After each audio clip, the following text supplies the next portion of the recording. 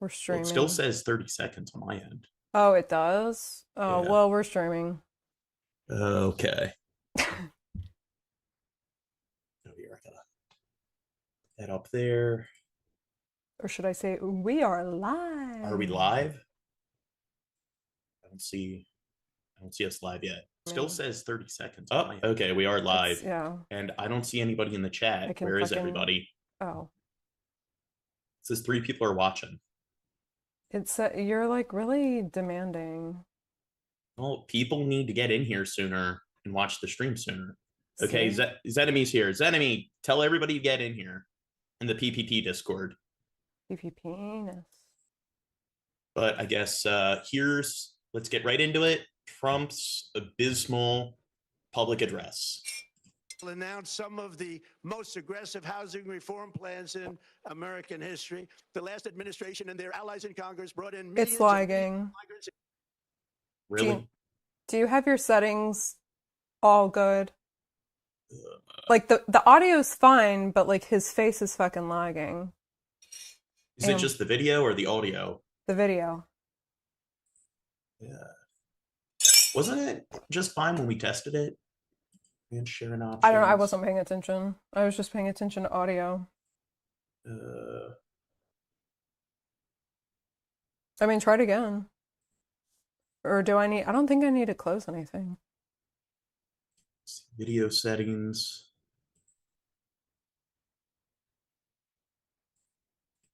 Was the audio fine? Taxpayer-funded housing, yeah. Rent and housing costs okay. I think it's better. Trump pledging in a primetime speech last night to America to lower the cost of housing, prescription drugs, energy, and more, while the president also placed blame for rising prices on undocumented immigrants, as well as the Biden administration. This is something where if you fact check pretty much everything he says, like whenever he's in front of a lectern, he is clearly fabricating things. So either the price has, or the economic data hasn't improved as much as he claims, or it's actually gotten worse while he's claiming it's gotten better. And he's saying all of this in front of a camera when the internet exists and people can just fact check things at their own leisure. But yet everyone that just blindly believes what Trump says isn't going to do any of that. But yet they're the ones who think for themselves. Well, wait, and he's blaming everything on undocumented He's blaming certain things on undocumented immigrants. Oh, okay. Political science professor Melissa Michelson out of Menlo College. Professor, are you there? Good afternoon. There you are. Good to have you with us. Well, I'm curious, how would you characterize the tone of the speech? It seemed more like a rally, somewhat combative, some say. What's your take? Definitely combative. I would say the president sounded angry. It also sounded very much to me like he was rushing to get through it. And he didn't look happy to be there. So, at a rally, he's usually having a good time. He's doing his weave and he's making ad-libs and he's entertaining. This was not an entertaining speech. This was him almost exclusively reading his prepared. Now, one thing a lot of people claimed is that in the speech, there's a lot of word salad. So he was doing wasn't as bad as Biden, where Biden wasn't able to really form a sentence without muttering whatsoever. But there was a lot of tangential sort of elements when it came to his speech. Remarks and really sounding upset, sounding combative, or even angry at times. I thought it was striking that even at the end, when he said Merry Christmas, he still sounded angry. Yeah, I mean, it was clear that the president and the White House know they are at a pretty important juncture, when it comes to... Do you have any relatives who have dementia? Yeah. Yeah. Do you know how some people with dementia, it's just, well, there's the impulsivity element. A lot of times they'll just say the most rude and negative things imaginable. Mm-hmm. Like, you're fat, you need to lose weight. But then it's like you have the disgruntled, dementia adult adult, where they're just like, oh, what? Who are you? Why? Well, there's both. I mean, I haven't seen her, but she gets, really irritable. So, she shouldn't be driving, and then she gets really irritable if, her daughter doesn't let her drive. But, she shouldn't be driving, so. Okay, somebody in the chat says, is it bad if I only want male staff? Why don't you want some diversity on the stream? And are you have you been a regular viewer, or are you mad that now we've changed things up? I don't know. Or maybe they're a sock account. Maybe they're one of Zidane sock accounts who's mad that they were shit canned. We'll try to add some demanding women then. Okay. the economy here. An NPR, PBS News, Marist poll that was just released hours before the president spoke last night found that President Trump's... NPR and PBS, those are evil sort of networks that are stealing taxpayer money. That's why our King Trump needs to cut the funding that they're getting. Economic approval hit a new low at 36%. So these are the numbers the White House is looking at here. That's what prompted the speech. In your opinion, with the speech that President Trump gave last night, does he do Wait, so you said, no, you're not. So are you not a regular viewer, or are you not a sock account? anything to turn those numbers around? I don't think so. I mean, this is the same thing that former President Biden was criticized for. You can't tell people how great things are and tell them how strong the economy is when they're feeling it in their pocketbooks that prices are up. They're doing their holiday shopping and they're feeling how prices have gone up and they're facing higher premiums for their health. Well, if things haven't improved under Trump, you know what you need to do in order to exonerate Trump and absolve him of any accountability?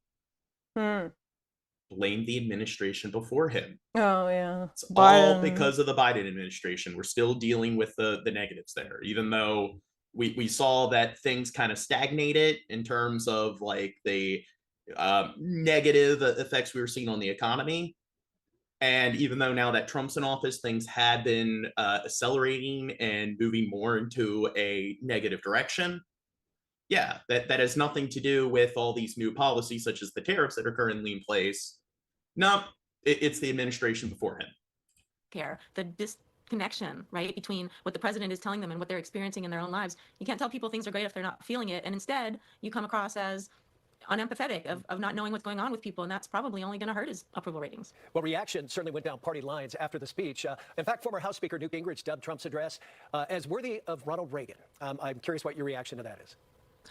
Well, Ronald Reagan was known as I should do a deep dive stream on Reagan, because Ronald Reagan, if we're going to talk about an administration that's had pretty significant negative, deleterious effects on our country, I would say the Reagan administration with Reaganomics probably has fucked our country up the most out of the last several presidents. And recently there was these leaked recordings of him talking to Nixon about, they were using the N-word, and they were talking about how do we make sure to prevent more Black students from finding their ways into public schools, trying to find a way where, even though Jim Crow laws were abolished, to still keep things segregated. So I mean, that's something where it is so fucking apparent you can't even make the argument that, oh well, it depends, what they're saying is taken out of context, or that's not what they meant exactly, where there's some realm of ambiguity. It's just, no, they were straight up espousing the most racist rhetoric because they were having a private phone call. Yeah, don't play it. Hold on. So I remember, I think it might have been Trump's first term or something. This guy was yeah, it's going to be a repeat of Reagan. And then I remember telling my dad that, and he was like, well, then that'll be a great thing. Nah. And then, look into... Oh, go ahead. And then, well, also, the other thing that reminded me is that wasn't Reagan the one that said tariffs in the long term do not work? It was Canada that showed that thing. Was it Reagan saying that or someone else? He may have, but maybe that was Roosevelt. But tariffs have been antiquated sort of concept since the mid 20th century.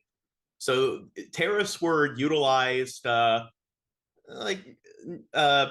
were normalized somewhat frequently prior to the 20th century and post 1850, but before the industrial age, that's when they were utilized the most. So they've gradually been phased out. So it shows that Trump really doesn't know what he's doing. Well, it feels like he's just trying to punish other countries for whatever petty feeling he's having at the moment. They're not paying their fair share, but he tried implementing tariffs during his first presidency, and it didn't have positive gains. So he did it mostly on the steel industry, and it was something where it created around 1,000 jobs, but it resulted in tens of thousands of job losses. So it didn't work. but he's a clinical narcissist, so he can't handle being wrong. So he's going to continue to implement it, because if he discontinues, then that means that in his mind, that's him saying that he was wrong. Yeah. So he's got to Double down. continue to, he's got to double down, but double down to the extreme, because he can't abandon the sinking ship. Communicator, and he was really very good about connecting with his audiences. And I think there have been times when Trump has been a great communicator, and he, especially in his rallies and when he's off script, he's known to be entertaining. I don't think this was an example of that. I think that's Newt Gingrich towing the Republican Party line, because, you know, we teach public speaking at Menlo. Oh, she froze. Oh boy, I think Melissa Schott may have. Oh, frozen. even they have technical difficulties. Yeah, not just us. She was talking about public speaking. I know, yeah, but she was making a strong point, and hopefully we can reconnect with Melissa Michelson from Menlo College here, continue the conversation. Okay, next vid. Good evening, America. In a prime time, Oh, address, look at President Trump arguing that his economic policies are working for everyone. You don't think he looks like a Chad? Just the way he does his.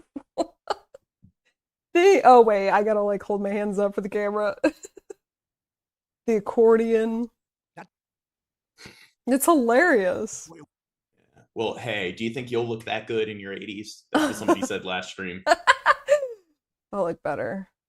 We're making progress. Some critics saying the remarks felt more like a campaign rally speech, while supporters celebrated it. Meanwhile, today's economic report says inflation fell 2.7%, but the report comes with caveats. Because of the government shutdown, it combined. And one thing people don't understand is that with inflation, inflation has to do with how much the prices are rising, or the rate that they're rising at. So if it drops by 2%, that means that they're rising at a rate of that's 2% less than they're currently rising at. So it doesn't mean that the prices still aren't like escalating. October and November data, and that information was gathered late, so the figure could also include retailers' steep holiday discounts. I am bringing those high prices down and bringing them down very fast. Meanwhile, the government's own numbers show. I don't think so.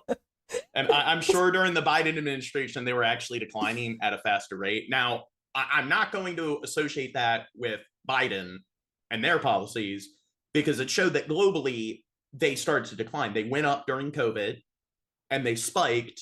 And then once the quarantine was over, inflation gradually started to decline. And this was a pattern that you saw throughout the entire globe, not just America. So I will acknowledge that, okay, it wasn't really anything that you can contribute to Biden. But now that Biden's gone, a president that was kind of just some lame dunk president, because they were like dementia riddled and everything. But here you see that Trump's policies are actually making things worse, and it's declining at a lower rate than when Biden was in office. But we'll see that Trump just says whatever he wants, and the Magatards just eat it up. Prices have gone up steadily. Well, yeah, pause. I remember when Biden was president, my mom was complaining all the time, like, fucking Joe Biden, this is the reason why eggs are so expensive. And I was like, well, I don't know.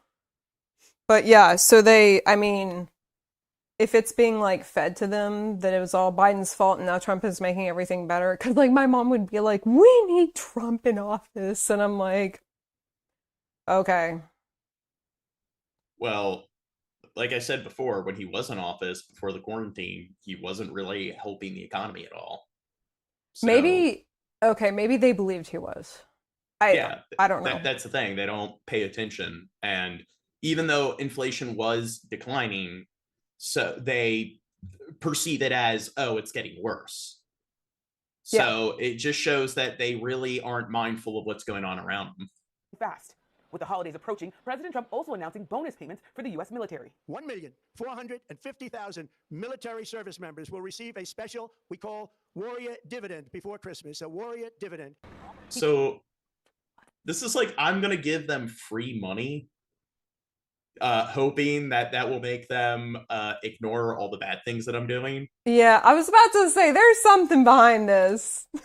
And I know that he's doing it exclusively for the troops. I don't have anything against the troops, but things like that is something that a lot of leaders will do when their approval rating is plummeting. It's just free money for everybody. said U.S. troops will soon receive a check for $1,776. Last night, President Trump said the money would come from tariff proceeds, but instead, the money will come from the so-called One Big Beautiful Bill passed by Congress earlier this year. Despite the president's insistence that the public is benefiting from his policies, the latest polling shows only 39% of Americans believe the economy. Do you think this is fake news? When all the polls show this, and it's coming from like think tanks, research centers, not just from the media, it's all lies. Trump Everyone said loves it's them. fake news, right? Okay, yeah. That's what you're. is working for them. Adding to the economic hardship, higher healthcare premiums could be on the horizon for millions of Americans on the Affordable Care Act. Though 4 House Republicans joined Democrats on a petition to force a House vote on the subsidies, but it's unclear whether that vote will take place before December 31st. And I would say, if you're going to address things like this, such as like immigration, tariff policies, trying to really change or alter like our healthcare system, it's probably best to do one of these things at a time, because if any of them go wrong, then it's different than if one of these things negatively impacts the economy as opposed to several things all negatively impacting the economy at once.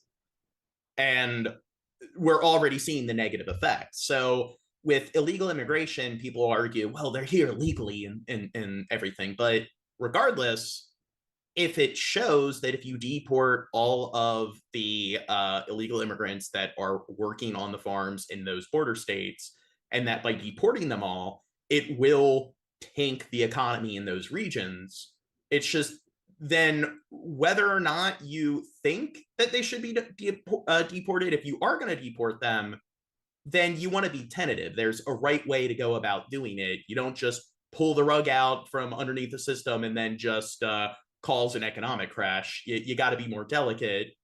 And you have that's negatively affecting the economy. Then the tariffs are negatively affecting the economy. He's really pissing off like the world and making the world hate fucking America. So that's definitely not helping.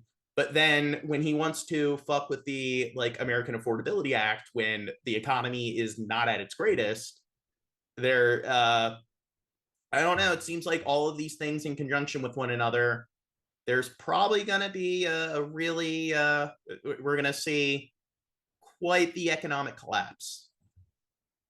First, when the tax credits are set to expire. Those ACA tax credits were a main sticking point in the government shutdown. Now lawmakers who want to extend them are racing to find a solution by the end of the year. Yami Shalsendor, NBC News, Washington. President Trump addressed the nation last night in a politically charged primetime speech. In front of Christmas trees at the White House, he blamed his predecessor, Joe Biden, and the Democrats in general for economic challenges and inflation. Our White House correspondent... Okay, we got 16 people watching now. Show us your asshole. No, Bill Hicks, I won't do that. Stop asking inappropriate questions. Ms. Landers has this fact check. Good evening, America. As the first year of his second term comes to a close, President Trump projected positivity. Over the past 11 months, we have brought more positive change to Washington than any administration in American history. There's never been anything. So, I mean, even if that's true, I mean, if I was president, or even if I was like, I don't know, a mayor of a city, I wouldn't be sitting there and being like, yes, my administration has done better than any other administration. At least I'm humble enough to know that I myself am not going to be the best judge of my own my own history, my own policies and everything, because it's human nature. No one's really that great at judging themselves. There's the self-serving bias. So I'm aware that if I want to convince other people that I'm performing well in a particular area, then that's why I like to ask others who are a third party, what do you think? Do you find that I'm doing well here, or that I need to work on things there? But here it's just, there's no humility at all. He's just going to get in front of a lectern and speaking to a country with hundreds of millions of people. And it's just like, yep, I'm the greatest. No one's better than I am. Wait, what does it mean it's the best for Washington? I don't know. Well, it's stupid because when you look at all of the things you could measure in terms of the country's status and things being the greatest, there are so many there's education, there's healthcare, there's things like the economy, the employment rate. And a lot of this stuff, it's like part of it is just incidental. Things happen to be better just because of like what's going on across the globe, and they happen to be in office at that time. Some of the stuff, good or bad, you can attribute to the administration before them. Some of the stuff might be more on a state level as opposed to a federal level. Some of the stuff might be policies that are passed through Congress or the Supreme Court, not the executive branch. And the president's just one person. So there's so many cogs in the machine where it's just, I'm not going to sit there and think, like, I don't think any president can claim that things have been better under my administration compared to any other president. Data's constantly fluctuating, and you can look at any president and see that things have been worse or better under different administrations. There's just so many fucking variables, but people that eat this up, they don't process complexity. To them, it's just like, yeah, everything's better, everything's worse. Like it, and I think most would agree. The roughly 20-minute speech mostly focused on the state of the economy, as new polling shows Americans concerned about the price of goods and souring on his handling of the issue. In the latest PBS News NPR Marist poll, 57% disapprove of the job he's doing on the economy. Just 36% of poll respondents approve, a record low across both his terms. Throughout the address, the president falsely referred to inflation as a solved problem. When I took office, inflation was the worst in 40 years. Okay, well, wait, pause. He's also the one that said he solved peace in the Middle East for the first time in 2,000 years. Like, I mean, we have to just laugh at him. We can't really be sitting here and like taking anything he says seriously. Well, I mean, but that's true what he said, because he said it. And I forget, when did he say that? Because I'm pretty sure he was, I don't know, there's still. When did he say what? The 2,000 year thing? Yeah. I remember I found an article where he like made a pit stop in Qatar, I think, to talk with someone, and he said how he solved the wars in the Middle East. Like, it's the first time they've had peace in 2,000 years, and I was like, are you fucking serious? I would argue that if he said in 2,000 years, you had the Crusades, and then okay. Yeah, go ahead. Like, I'll Google it. After the Crusades, there was like when did they end? Like in I think it was like the 12th century, around the 12th century, that the Crusades came to an end. So then you had the Ottoman Empire, and the Ottoman Empire existed up until like World War I. So the Middle East was pretty much it was the Arabs and the Ottomans, and I would say that in terms of infighting in that region, there was far less infighting throughout that region from the end of the Crusades up until the fall of the Ottoman Empire. Then once you had the fall of the Ottoman Empire, and of course they participated in World War I. And I know, just like every other region on the planet, wars are constantly taking place, but I would say that to the extent that wars were happening, the frequency, it was probably happening a little bit less than it is now, because post World War II, you've seen a lot of instability in that region. So I don't think he really knows his history. Well, yeah, so the first article I found, MSN.com, I don't know how reliable that is, but Trump claims he has solved 3,000 years of Middle East conflict in 12 months. He's retarded. Would say in the history of our country, inflation has stopped. Wages are up. Prices are down. Our nation is strong. Wages are not up. Reported earlier in the program, inflation has slowed, but year-over-year inflation remains higher than. Well, wait. Okay, hold on. In wages, that some of that is like state stuff. The federal minimum wage is like $7.25 or something like that, and so many states have like a wage twice than that. So he can't take credit for that at all. But it's also, if he's going to claim that wages are up, it's just like which wages? And it's also like, are the corporations, so the private sector, are they taking the reins and deciding to increase the wages? Or, I mean, if he wanted to, he could raise the federal minimum wage. Yeah, he should. That's something he has the authority to do, and yet he hasn't. So yeah, so he can't take credit for any of that, anything. But it's all him. 4-decade high in 2022 under President Biden, but had been higher. Oh, wait, pause. Okay, I can't stop with this. It's like he won't take, I feel like this is a narcissistic thing, like not going to take credit for anything negative, but everything positive, whether it's him or someone else, it's all him. He's going to take credit for all of it, even if it's like completely someone else. Yeah, okay, that's annoying.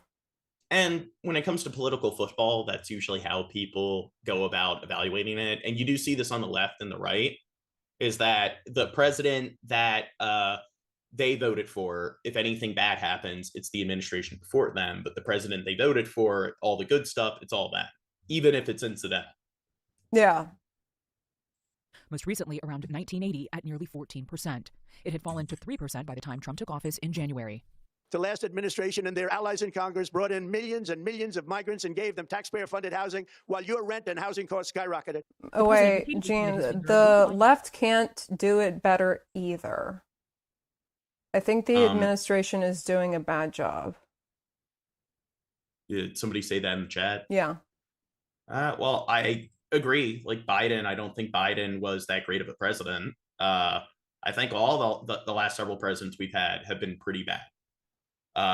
But currently Trump is our president, so I don't really think that he's really making things any better. And I did argue that like everything that improved under the Biden administration, you saw the same rates of approval or improvement throughout the globe, not just in the United States. So I will argue that it was all incidental under Biden, but things are now getting worse under Trump because of a lot of his negative policies.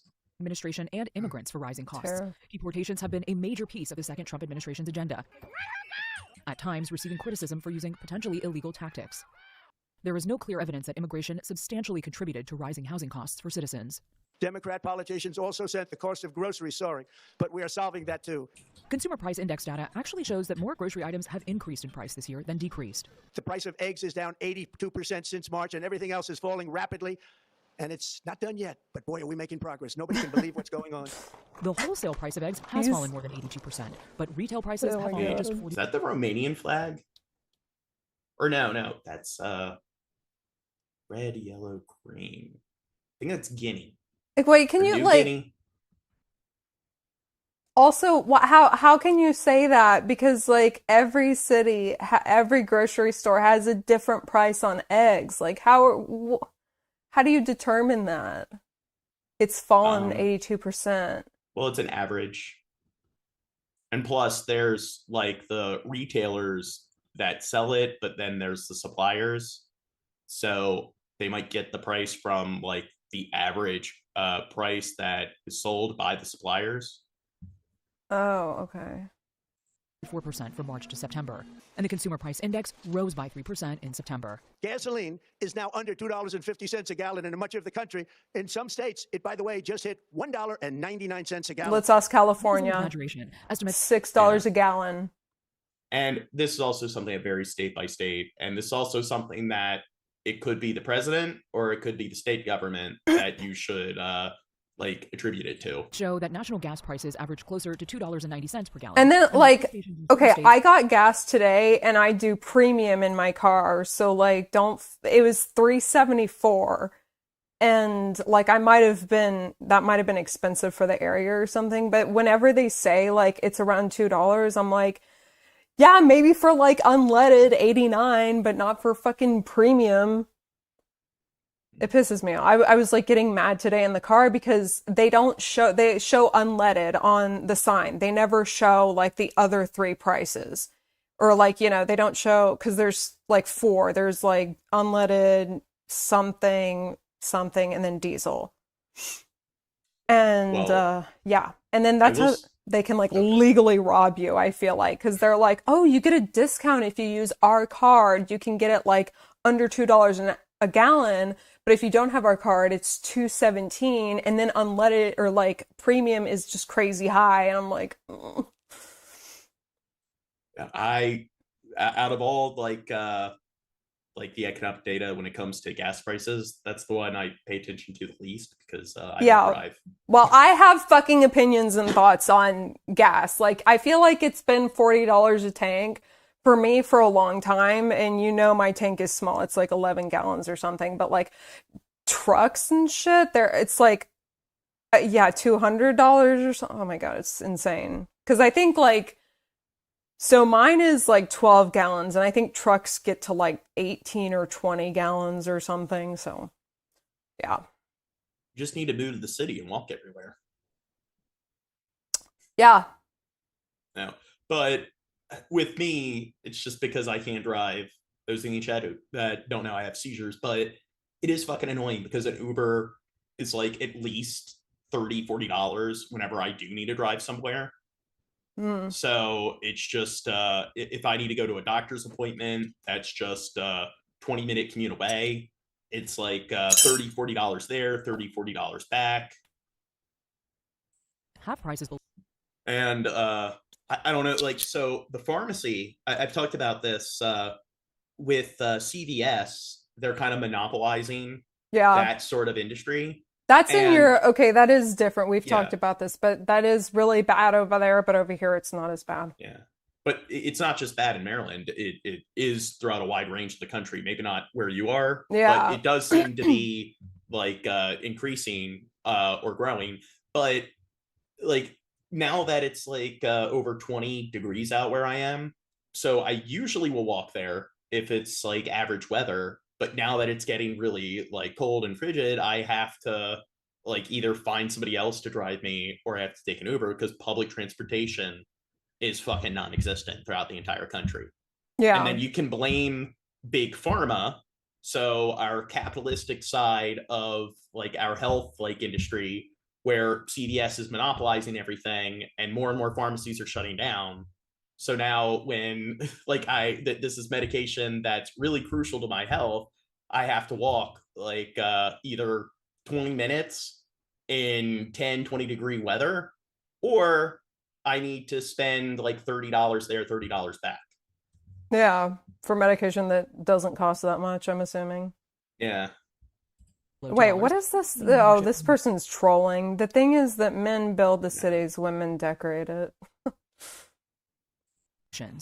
Well, the thing is, let's see you do a live stream and try to engage in impromptu speech, and you'll see how hard it is to not have your buffer phrases. Negotiated directly with the drug companies and foreign nations, which were taking advantage of our country for many decades to slash prices on drugs and pharmaceuticals by as much as 400, 500, and even 600%. In other words, your drug costs will be plummeting downward. While costs for some drugs may drop next year, the price cuts the president talked about are not mathematically possible. A 100% cut would mean prescription drugs would be free. I've secured 600%.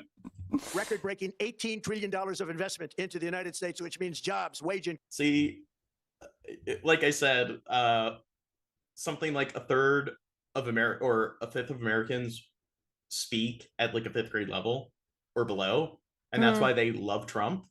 It's like, hey, this guy, like, we understand him, and we can't read, so we're not able to fact check what he's saying, and we don't know math. So when he says that he'll decrease it by over 100%, we're too dumb to see that that means that the prices would then be free. Increases growth, factory openings, and far greater national security. Much of this success has been accomplished by tariffs. President Trump's has tallied how...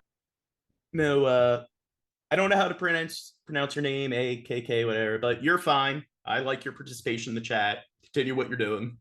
Half of that number in investments, $9.6 trillion, but that includes many informal pledges from foreign countries and already announced projects.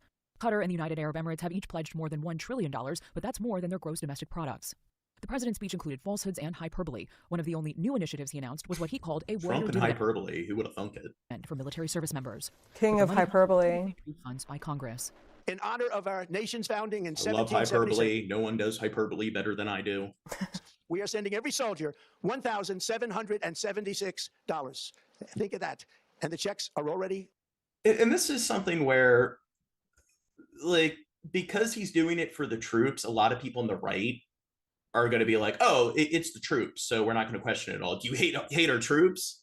But if you decide to do this for, I don't know, medical workers or other jobs that are really crucial for our society that have high degrees of or high levels of occupational hazards or burnout rates, they would look at it like, oh, it's communism. On the way. Everything's communism. Tax package will help pay. Yeah, I thought socialism is kind of spreading the tax a lot, but spread things. Well, it's socialized wages. Is that what that is? Socialized bonus package. Yeah. Well, all countries have elements of a social sector and private sector. So communism is like socialism, or would be socialism on an 11, would be like an 11 on a 10-point scale of socialism. Yeah. So communism is socialism on steroids, and in communism there would be no private sector. Everything would just be controlled by the government exclusively. And the issue is that people will point to any sort of policies that try to introduce more of or that try to, I guess, provide people with like things like universal health care or more social like benefits, social services. They like to automatically claim that it's communism. And it's just a way to deflect and not have any sort of like genuine like sort of discussion. And a lot of people saying that don't know what communism is. They just know that communism is this thing. Communism is evil because when my grandparents were kids, they were brainwashed to believe that communism is the worst thing imaginable. But they don't even know why communism is considered to be bad. And they don't know the difference between communism and socialism. And the problem is that if universal healthcare is a type of communism, then our fire departments are a type of communism. Social security is a type of communism. And they're too dumb to understand that if like investing any like sort of money in the social sector equals communism, then it's just, shouldn't our government or a country just be an anarchy where we have no government? Because Donald Trump's the president. Like, even though he's not taking a salary, the president and all the federal workers, JD Vance, they're being paid through the taxpayer money. So is the executive branch of our government communism? Is Congress communism? Are our courts communism? All communism. Senator Roger Wicker praised the move, noting in a statement that $2.9 billion in funding comes from the bill passed over the summer. It was allocated to offset housing costs and cost of living increases and meant to be doled out over 2 years instead of a lump payment. But the funds do not come directly from tariff revenue. We're poised for an economic boom, the likes of which the world has never seen. The president ended his message with defiance as he looked ahead to next year. We are respected again like we have never been respected before. I don't think that's the case. I think if you look at our approval rating, our country's approval rating across the globe, we're probably hated more now than ever before. If we're not at our worst when it comes, or a peak in terms of our global negative approval rating, we're definitely inching close. Yes NewsHour, I'm Liz Landers. PBS. America's salesman, also known as the president, addressing the nation He last looks night. like a President Trump giving devil. a rapid-fire, Jeez. 18-minute crisp speech, highlighting some bright spots in his economy. Who this guy? Yeah. Rising wages, Those falling energy eyebrows. prices. Trump He's got like Lucifer features. emphasizing that he's still fixing the mess from the previous administration, for example. 11 months ago, I inherited a mess, and I'm fixing it. The worst in 48 years. It's hilarious. 11 months, we have brought more positive change to Washington than any administration in American history. This is Do you repeated, remember when Joe Biden said that repetitive content. Thanks, Vid. Operators of pot shops in Colorado may get some extra cash in their pockets without having to do a thing, thanks to President Trump. He signed an executive order today calling for marijuana to be listed as less serious in the eyes of the federal government. So this process started under President Biden. So if I was running for president, I would just promise to legalize or cut restrictions on some very popular drug. And you know that so many people would vote for you just on that alone. Marijuana from a Schedule 1 drug down to a Schedule 3. Cannabis is currently classified with drugs like heroin and ecstasy. If marijuana gets downgraded in classification, cannabis businesses could start taking tax deductions like any other business. That would mean more revenue with the same business plan. We talked today with Colorado's pot czar, who used to be a entrepreneur himself. In some cases, the taxes are as close to what their revenues are.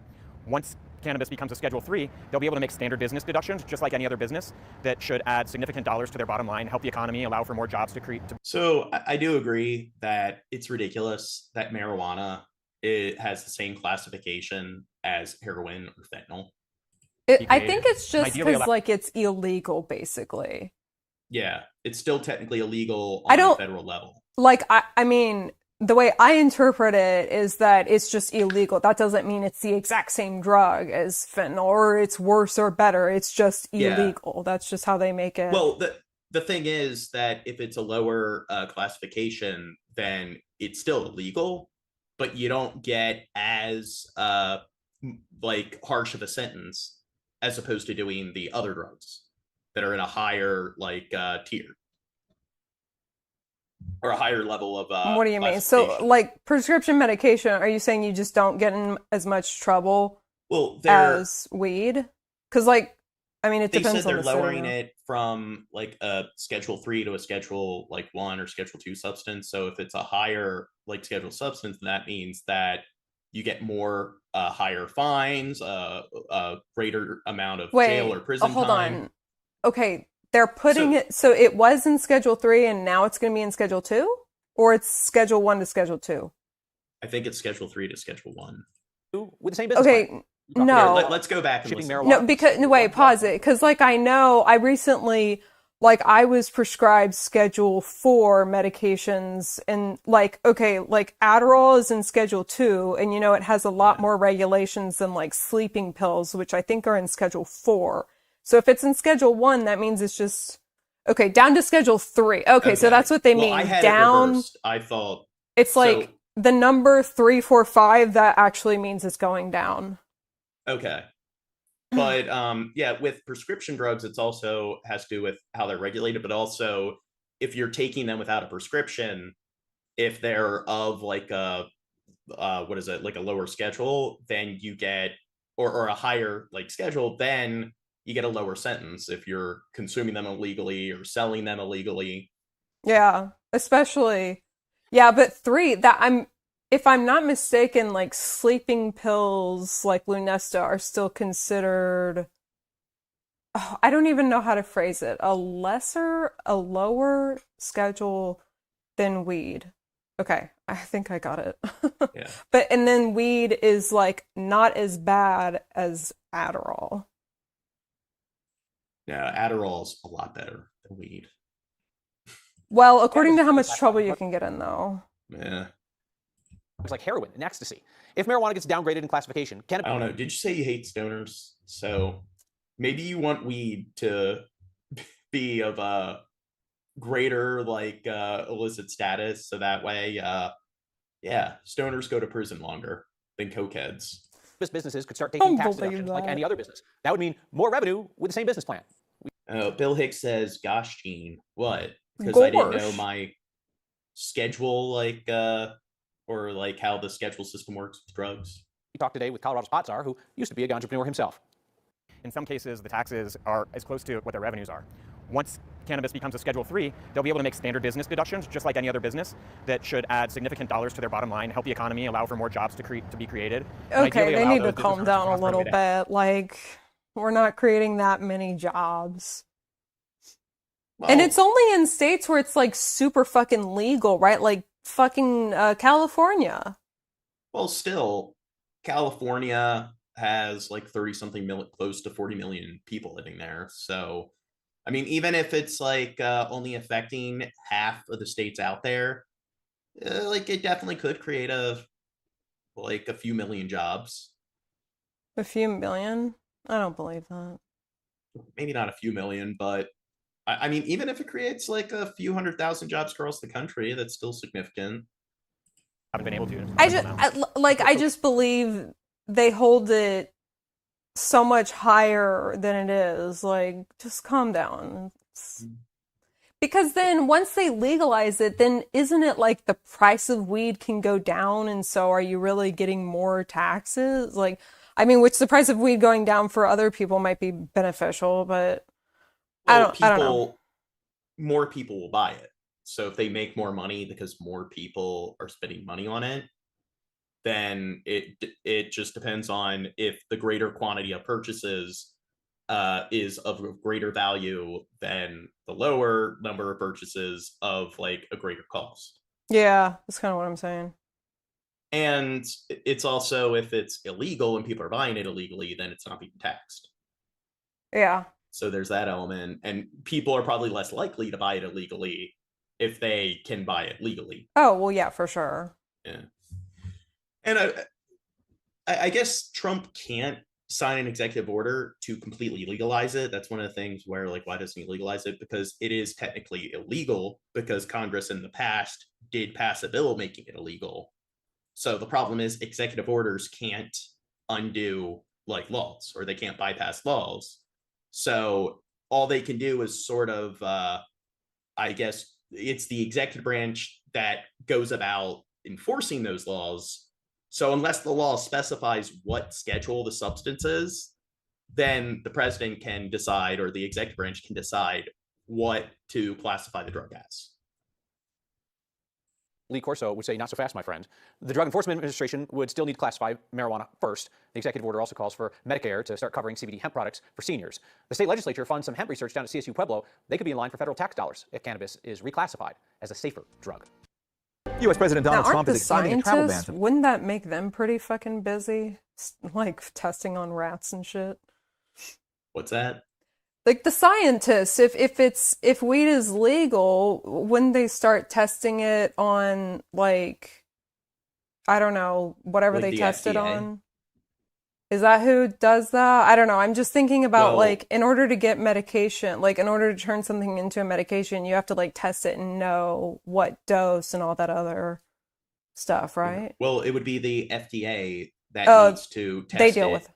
Okay. Yeah, but then there's also like herbal supplements. It's like they're classified more as like a food than a drug. So Yeah. they're still regulated by the FDA or tested by the FDA, but not to the same extent that a drug would be tested. Oh, yeah, no, I didn't think they were Yeah. tested at all. But yeah, that's but I guess that's communism, because the FDA is communism. 5 more countries and imposing new limits on others. From January, citizens of Burkina Faso, Mali, Niger, South Sudan, and Syria will be banned from entering the U.S. They join 12 other countries that have been deemed high risk. So Burkina Faso, that was one of the ECOWAS countries Oh, fuck that is currently they're like have this sort of allegiance with Niger, because Niger and Burkina Faso both had coups that overthrew the government. And I don't know if the other like ECOWAS countries have decided to go to war yet, but they were discussing sending troops in to overthrow the 2 coups in Niger and Burkina Faso, because part of the and Niger's there too, because part of the treaty is to like part of being like part of that what do you call it? Are you stuttering? Yeah, I am. Well, you wanted me to go live tonight, and I just took was it benzo-niatate or whatever for my bronchitis. So you can see what it's fucking doing, giving me brain fog. Oh, shut the fuck up. So you're gonna fall asleep on stream? Well, I'm fighting it. I drank a coffee beforehand. Okay, I didn't know you took that again. I told you that I fucking took it. No, you told me that you took it and then passed out, but I didn't know you took another fucking dose. Well, I took it, like, the reason I passed out is I took it a couple hours ago. Yeah, okay, look, you don't know how to fucking communicate. Shut the fuck up. Maybe I can't communicate because I'm on, like, the fucking, like, benzo or whatever. Fucking blaming it on something. Benzonatate. including Afghanistan, Sudan, and Yemen. The Trump administration has also imposed full restrictions. Oh, but ECOWAS, pretty much part of their unionship is that they don't want coups to happen, and the coups keep happening. So they're like, hey, we've done sanctions. The sanctions haven't worked. So we're probably going to enforce things militarily. But I don't think they've really followed through with that threat yet. And Nigeria is part of the ECOWAS countries, which is one of the like top 10 most heavily populated countries on the planet. Nigeria probably has one of the most like powerful militaries in Africa. So if Nigeria got involved, and a while back, the Wagner Group was there. I know France has a big foothold in that region. So I guess makes sense to have travel bans in Burkina Faso and Niger, and I believe is Mali in that region as well. Oh, that's well, okay. So Burkina Faso is in West Africa.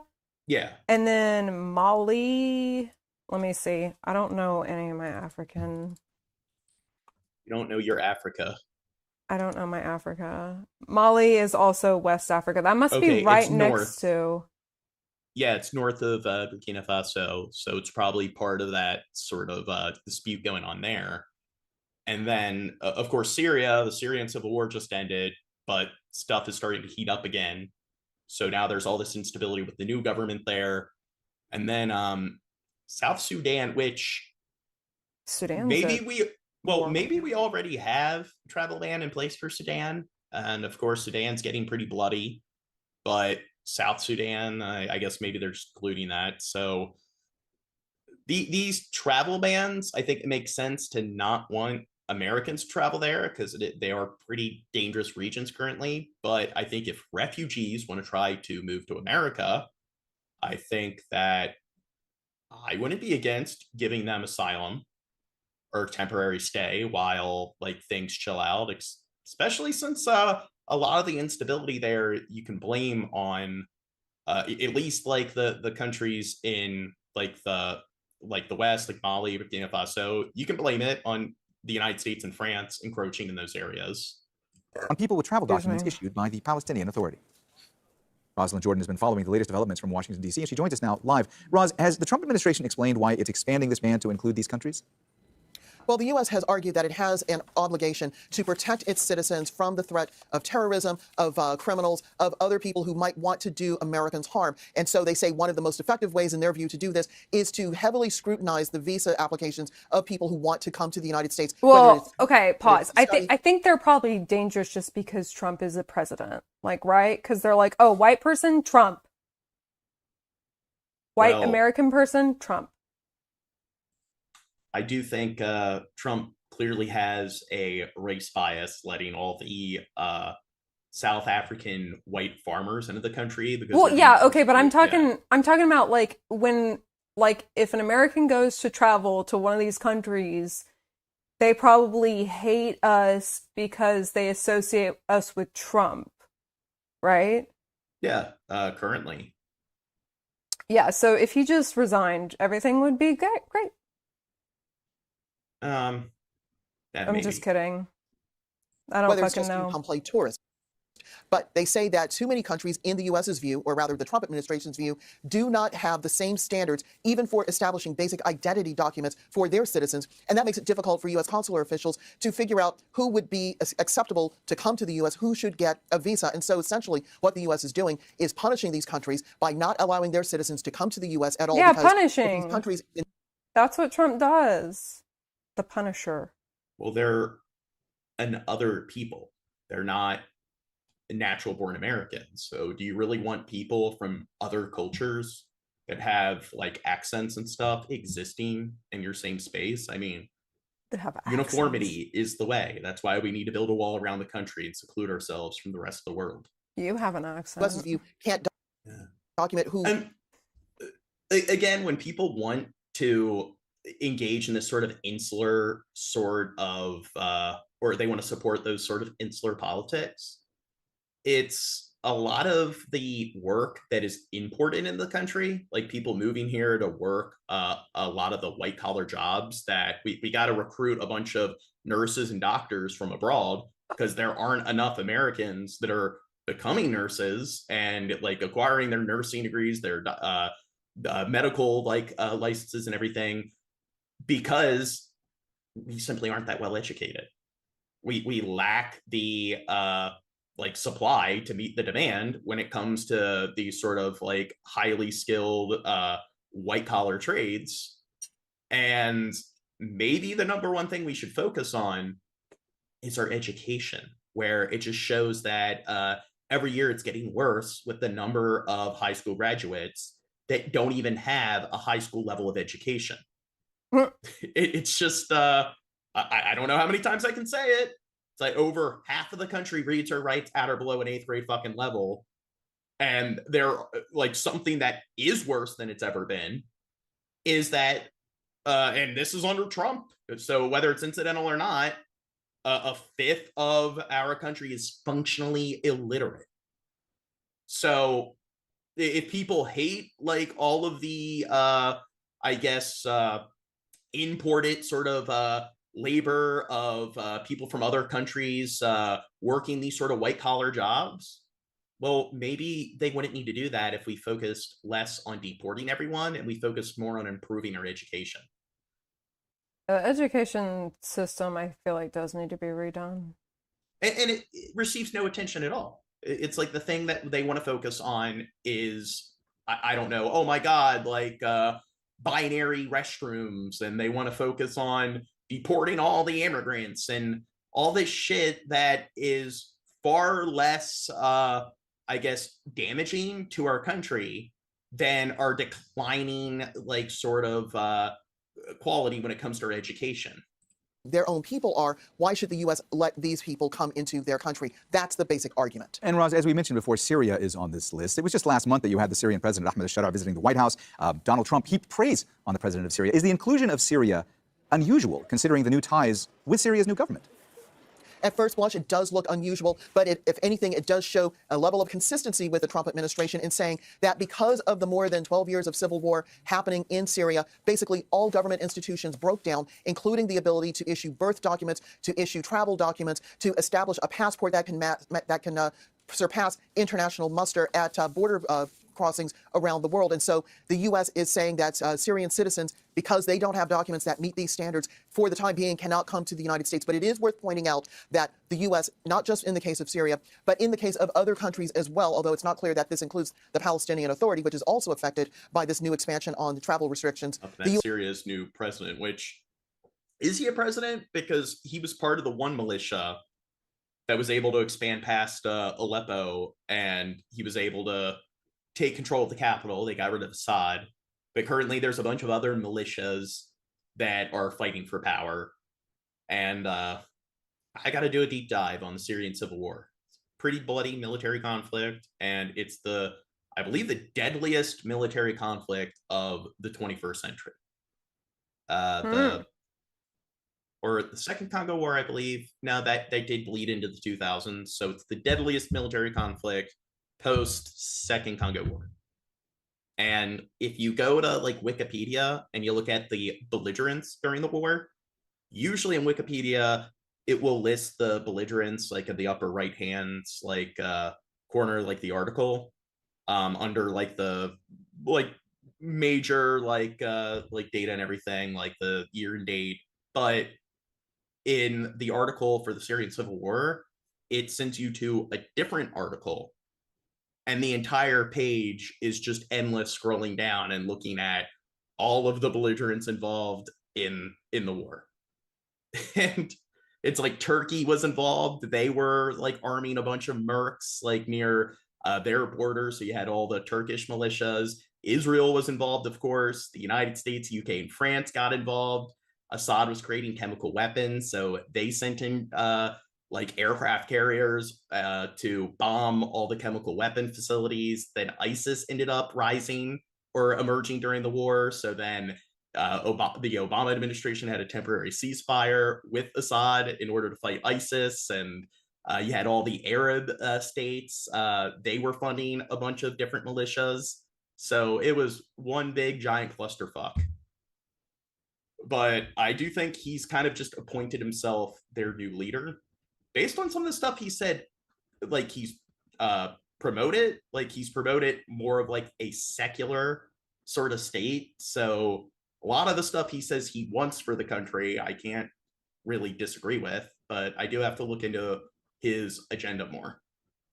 U.S. is supposed to be working with these countries to improve their systems, the way they document births, the way they handle identity documents, the way they issue passports, the way that they process all of the information that could help U.S. consular officials vet people applying for visas to come here. There's no point, in the U.S.'s view, to ban countries' citizens from coming to the U.S. unless they're trying to help these countries do a better job of verifying who their own citizens are in the first place. All right, that's Al Jazeera's Rosalind Jordan, live for us in Washington, D.C. Roz. Okay, next vid. The White House announced today, Kira, that the board of the Kennedy Center, of which the president is the chairman, had voted unanimously to approve a name change, that it will now be the Trump Kennedy Center. The president spoke about this in the Okay, that is narcissistic as fuck. Oval Office a few moments ago, said he was surprised by this, even though he has certainly hinted at this himself and suggested it would be a good thing, and said he was honored to have this happen. Now, a couple things here. One, the White House saying that this was unanimous by the board. We've already heard from a Democratic member of Congress who's on that board who said that they were muted during a meeting and were not able to weigh in on Just server mute. this, so it's not clear exactly what that vote looked like. The other big thing here, Kira. Dude, Trump shouldn't even try to hide it. He just should go all out. He needs to rename the Gulf of Mexico, not to the Gulf of America, to the Gulf of Trump. It's not clear that this can actually happen. He hasn't thought of that yet. Professor told Yeah. me that the board cannot actually do this, can't change the name of the Kennedy Center. Maybe they could change parts of the Kennedy Center, rename something inside at one of the theaters, for example, but not the actual Center for the Arts. So stay tuned on that. We'll see how this plays out. But the president has appointed himself the chairman after he terminated the chair. Members of the board put in his friends and cronies into that role. And Kira, there has been reporting on this from the Washington Post. So if any other president did this, I don't think they'd be defended. Well, again, it's the political football thing. If Bush did it, I could see people defending it or looking the other way. But if Obama and Biden did it, you know damn well they'd be like, oh my God, like they're such a narcissistic piece of shit. That since all that happened, ticket sales have been struggling for the Kennedy Center in response. All right, Elizabeth, Karen, thank you both. The Trump administration is planning to close its largest federal climate research center. The White House Office of Management and Budget announced Tuesday it will be breaking up the National Center for Atmospheric Research in Boulder, Colorado, calling it a source of quote. Yep, they're shutting down all the national parks. They've been just recently they were cutting funding to this one. They lowered whatever the status is for nursing, which is definitely going to affect our health sector. Then it's just he's cutting funding to the IRS, the CDC, the FDA, all the agencies associated with more of the scientific, empirical, white-collar work. So, and he's been cutting funding, grants to all of the major universities. So, I mean, when are they have they cut funding to NASA yet? So Trump is like the most anti-education president imaginable. Climate alarmism. Some climate scientists have criticized. We need more toadies with guns. We need more of our FDA agents, ATF, ICE agents. We need more of our toady jackboots that can just break down people's doors and bash their faces into pavement and put handcuffs on them.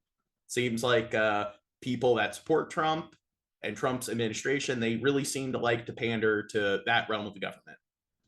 Democratic congressman has vowed to fight. But things like the Peace Corps and our foreign aid programs, things such as all of our scientific departments, all of that stuff needs to go.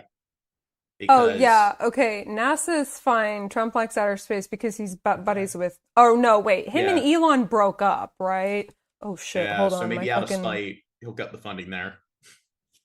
Legal action. CBS News environmental correspondent David Schechter joins me now. David, the bromance died. So maybe he's anti-space. Yeah.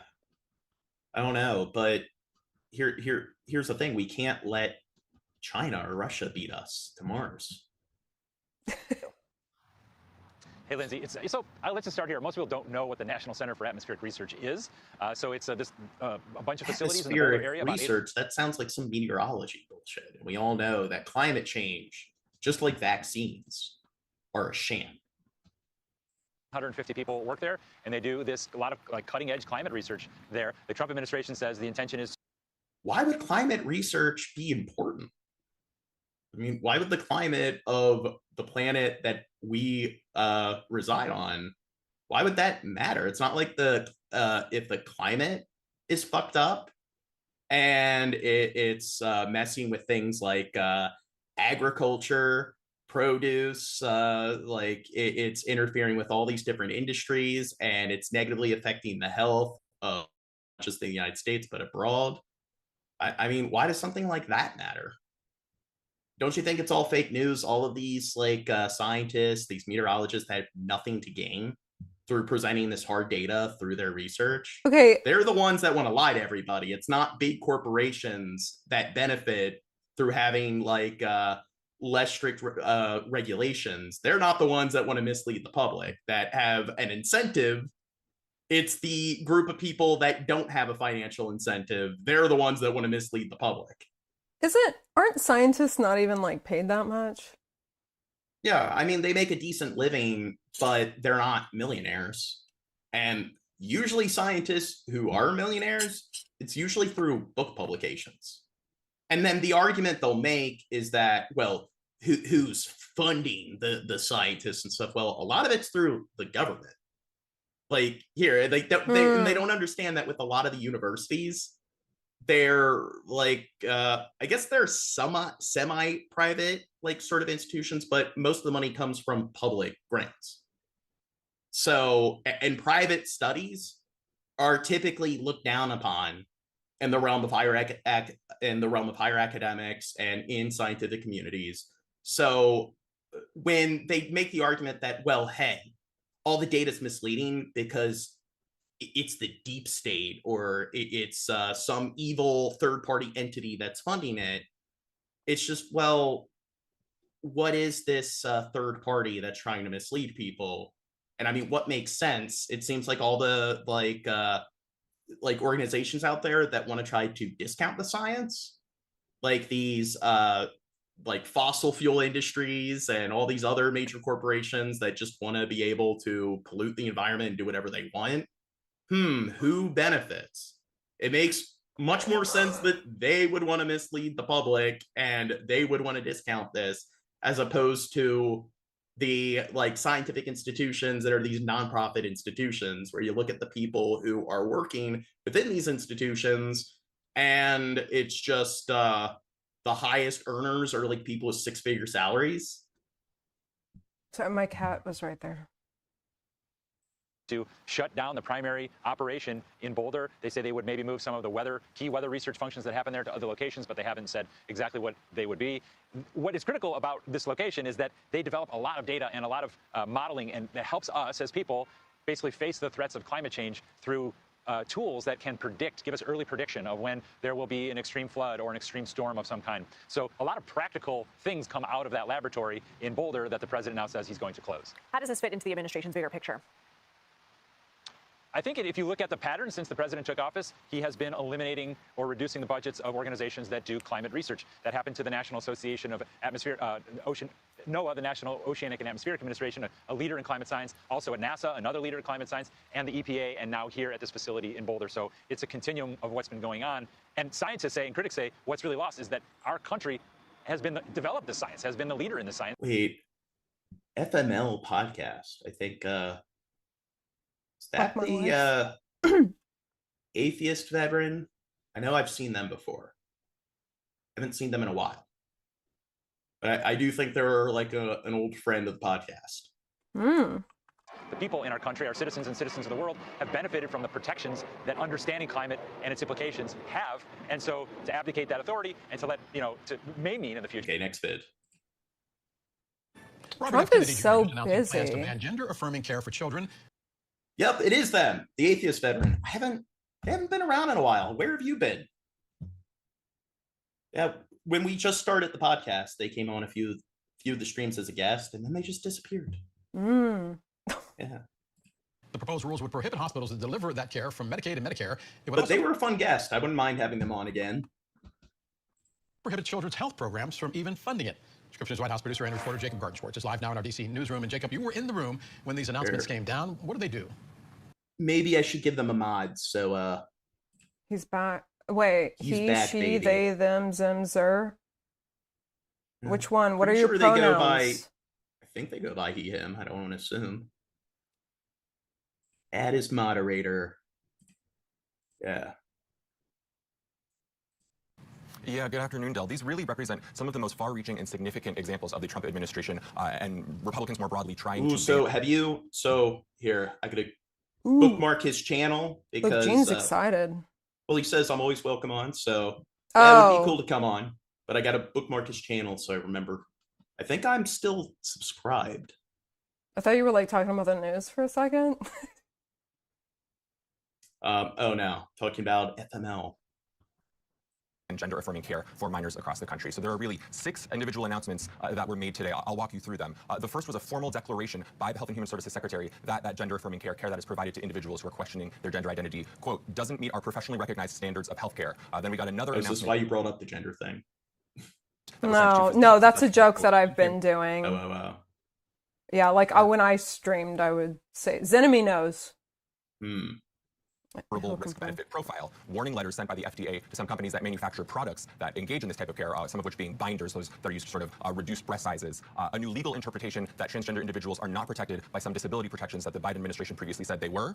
And then, as you noted, a ban on Medicaid and CHIP funding being used to pay for these types of procedures, and perhaps the biggest one altogether, an overall prohibition on federal funding going to hospitals that receive Medicaid. Now, doesn't a lot of the medical care associated with those who are trans, a lot of it, I believe, is therapy. So there's not a lot of it has nothing to do with conversion, therapy or treatment. And when I say therapy, of course, I mean psychiatric care.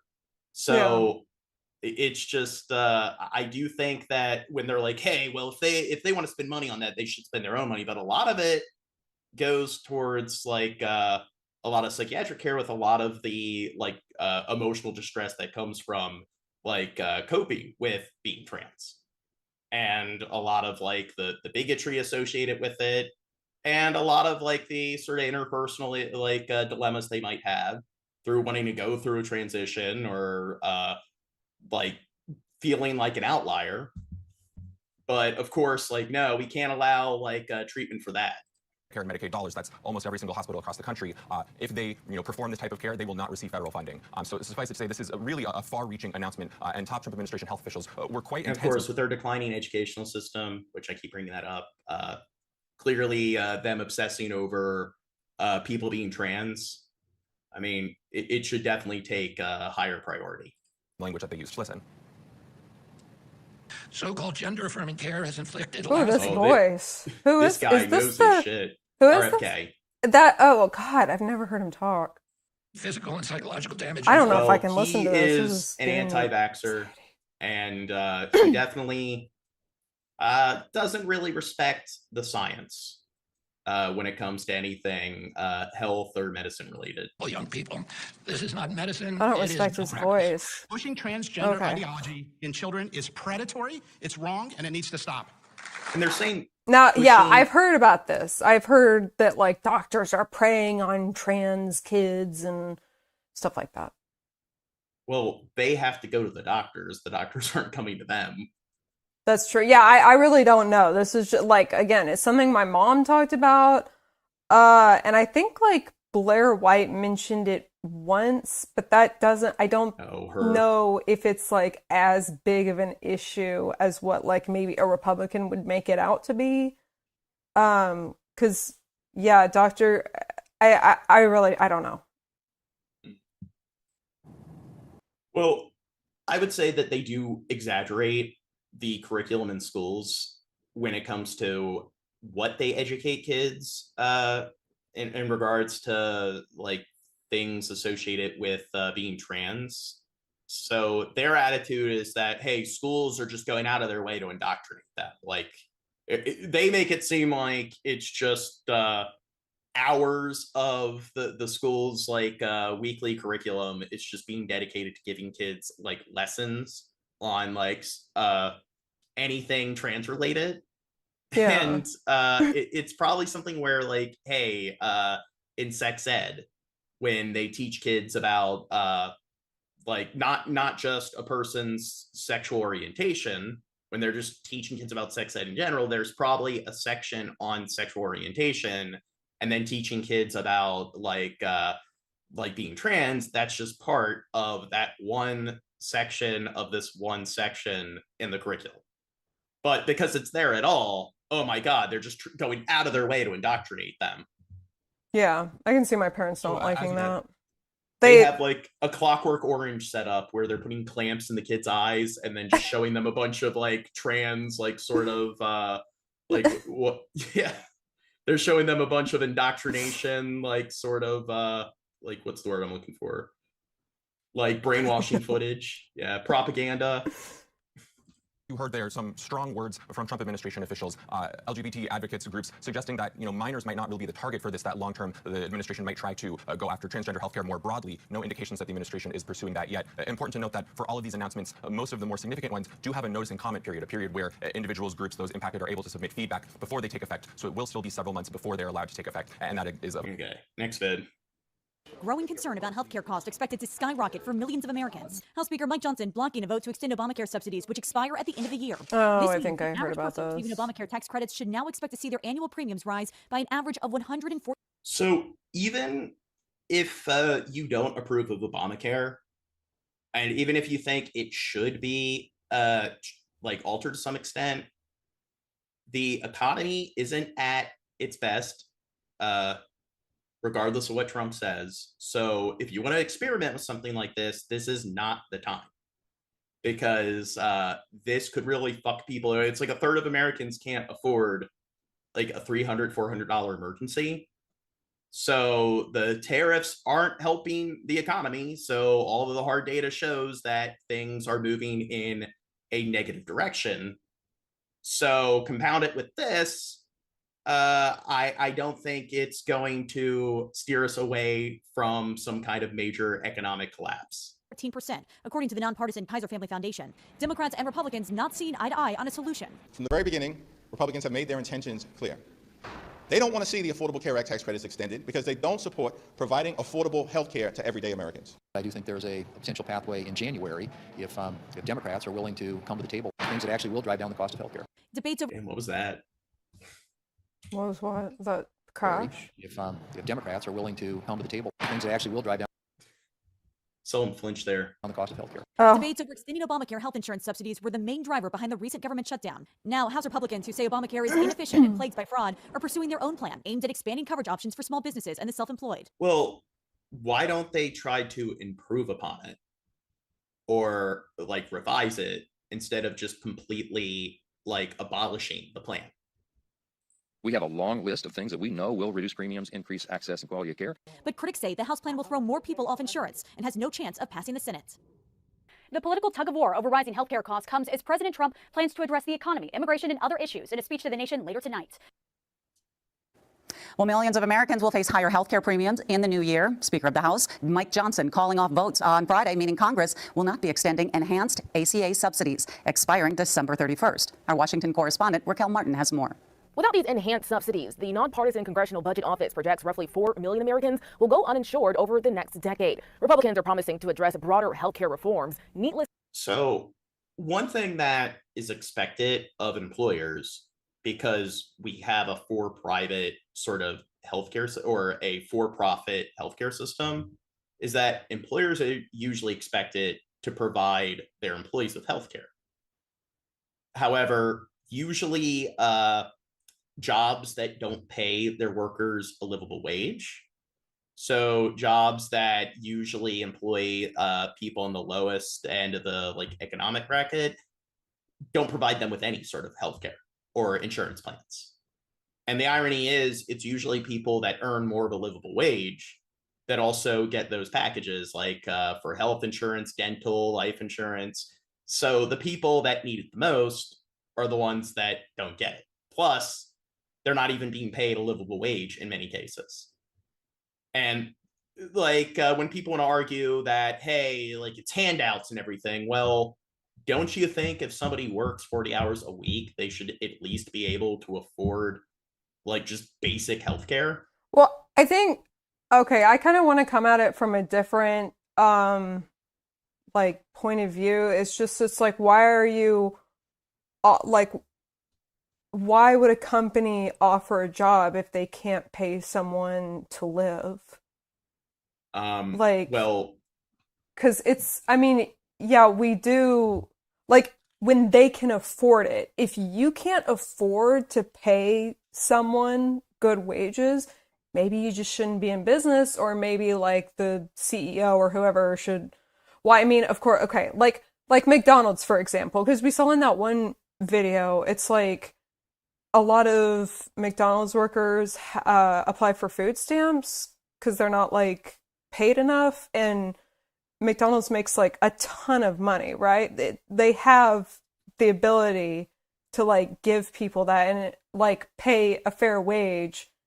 So why shouldn't they? And then also like people, like my parents constantly want to say like, well, if we pay them higher, then the burgers get more expensive, and it doesn't sound like that's the case at all, because it sounds like they can afford to pay them a good enough wage.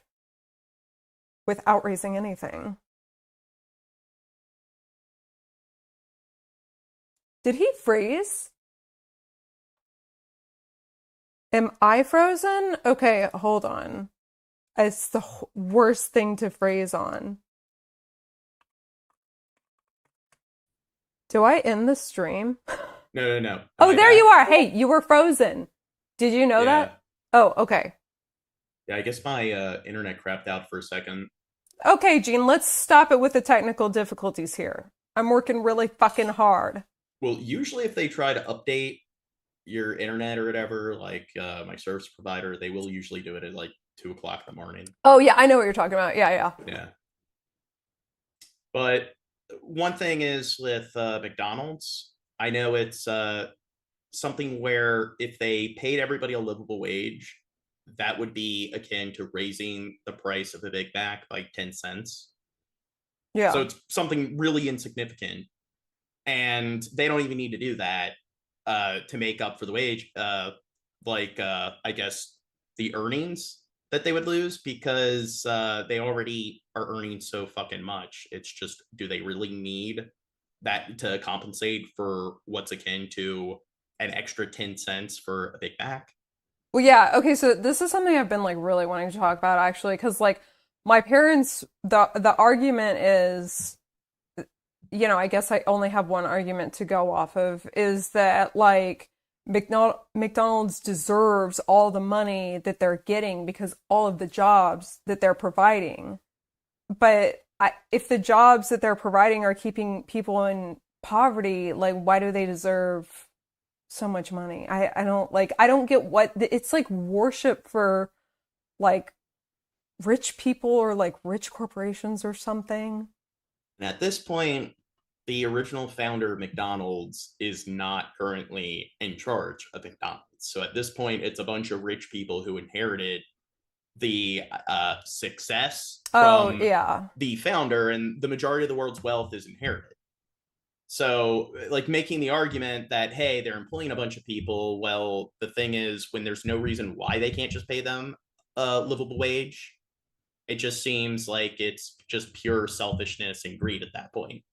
Yeah, and then what is so wrong with people in those jobs like getting a livable wage? Why do we need to be punished because like we were in like, not everyone is in a good enough situation to like go to college and all that other shit, or like get a better job, which is something they all also say.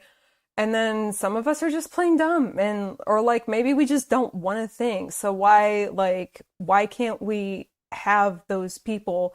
Because like if we don't want to, then just kill all dumb people? Is that what? But then people won't say that. So it's like, well, then give them a livable wage. Like you can't have both. You're talking about like Idiocracy, Genocide. Oh, I don't know. I didn't pay Minecraft. attention to that movie. Genocide. But we need to stop it from happening. And like I remember when I was on I don't know, looking at political memes or something, someone said like people should be paid a wage to have a 2-bedroom apartment for them and their kid, blah blah blah. And I don't really believe that. I think just a 1-bedroom apartment, like and then the kid thing is a whole nother issue. But I just like wonder why do minimum wage workers deserve to be like punished or live in like work 2 jobs? Why do they deserve that? Like, as opposed, it's their fault for being born into poverty. And like, then you have the poverty paradox, which people don't understand, is that it's just if they need that better job to move to places where there is better employment, they can't really do that when they don't have access to the like better employment. It's if a person is in a area where there aren't any jobs within walking distance, there's lack of public transportation, it's like, why don't they get a car? Well, they need the car to get the job, they need the job to get the car. Yeah. So there is that dynamic that people overlook. And it's also, if you pay people better, they tend to work harder. So there's an increase in productivity. So there's plenty of research that shows that the companies that profit your shit's more. cutting out. Is it cutting out? Okay, hold on. I feel like we almost have you back. It's like lagging. Okay, I think you're back. I'm back now. You're lagging. No clue what's going on here. Okay, now you're not lagging. Now I'm not lagging. Okay, maybe you're fully back now. Yeah, we're using Zoom as opposed to Discord, so maybe we should go back to Discord. Do you think it's I mean, is there like a thing to see if well, whatever, we'll talk about it later. Yeah. Democrats. We have the votes. We have the momentum. But Democrats don't have the gavel. Young Minded's here. Good. Despite a last-ditch bipartisan effort to try and extend enhanced Affordable Care Act subsidies, that vote will have to wait until the new year. Thursday, Democrats slammed Speaker of the House Mike Johnson's refusal to hold a vote and adjourn Congress early. The enhanced subsidies expire at the end of the month. KFF estimates on average ACA enrollees will see premiums spike 114% next year. Unacceptable, unconscionable, and un-American. Speaker Johnson is brushing off complaints from Democrats and from within his own party. It's all good. New York Congressman Mike Lawler is one of the 4 moderate Republicans who broke ranks and signed Democrats' discharge petition to force a vote on the subsidies. I felt very strongly about the need to have a... And it's another thing. So like previously with the Epstein files where like Taylor Greene and everyone came out and called out Trump, and you're seeing a lot of Republicans in Congress go against the Trump administration. Even during Trump's first campaign, there are lots of Republican judges, lots of Republican politicians that were very outspoken about how bad of a president Trump is and how unethical a lot of his policies are. So if people actually do their homework, they'll find that even amongst the right, Trump isn't that popular. Vote on the floor and let the chips fall where they may. Lawler says he hopes the move opens the door for a bipartisan compromise. Which is why we also advanced legislation yesterday that every single Democrat voted against. Wednesday night, House Republicans passed a package of healthcare reforms they say will reduce premiums for all Americans. Okay, now this is lagging. Nationwide. Thursday, President Okay, it's back. We're good. Okay. Trump blamed Democrat policies for rising healthcare costs. It is virtually unaffordable. Now, if those moderates stick with Democrats in the House, both the Democrat and Republican healthcare plans will be in the hands of the Republican-controlled Senate next year. For now, in Washington, Raquel Martin, back to you. The bill we just passed impacts 100% of Americans. Their version would impact 7%. Okay. Next story. We want to head to Washington now. We're just 24 hours from the deadline for the Justice Department to release its files on Jeffrey Epstein. House Democrats putting out a new batch of photos from the Epstein estate. Ryan Nobles with those images. Tonight, Democrats on the House Oversight Committee releasing a new batch of photos from the estate of the late sex offender Jeffrey Epstein. So the last time we've covered it, every time they're like, hey, there are hundreds of new photos. It's always just 3 or 4 photos they show in a loop. So do you think we're going to get that here? No. That Well, transparency is the best approach. we're not going to get new yeah, we are going to get that. What did you say? 60 photos were released without any context and do not prove any illegal activity. One photo was a screen grab of a text chain appearing to discuss recruiting an 18-year-old No woman picture. from Russia. There's also a series of photos of an unidentified woman with passages from the 1955 novel Lolita written on her skin. Jesus. Lolita.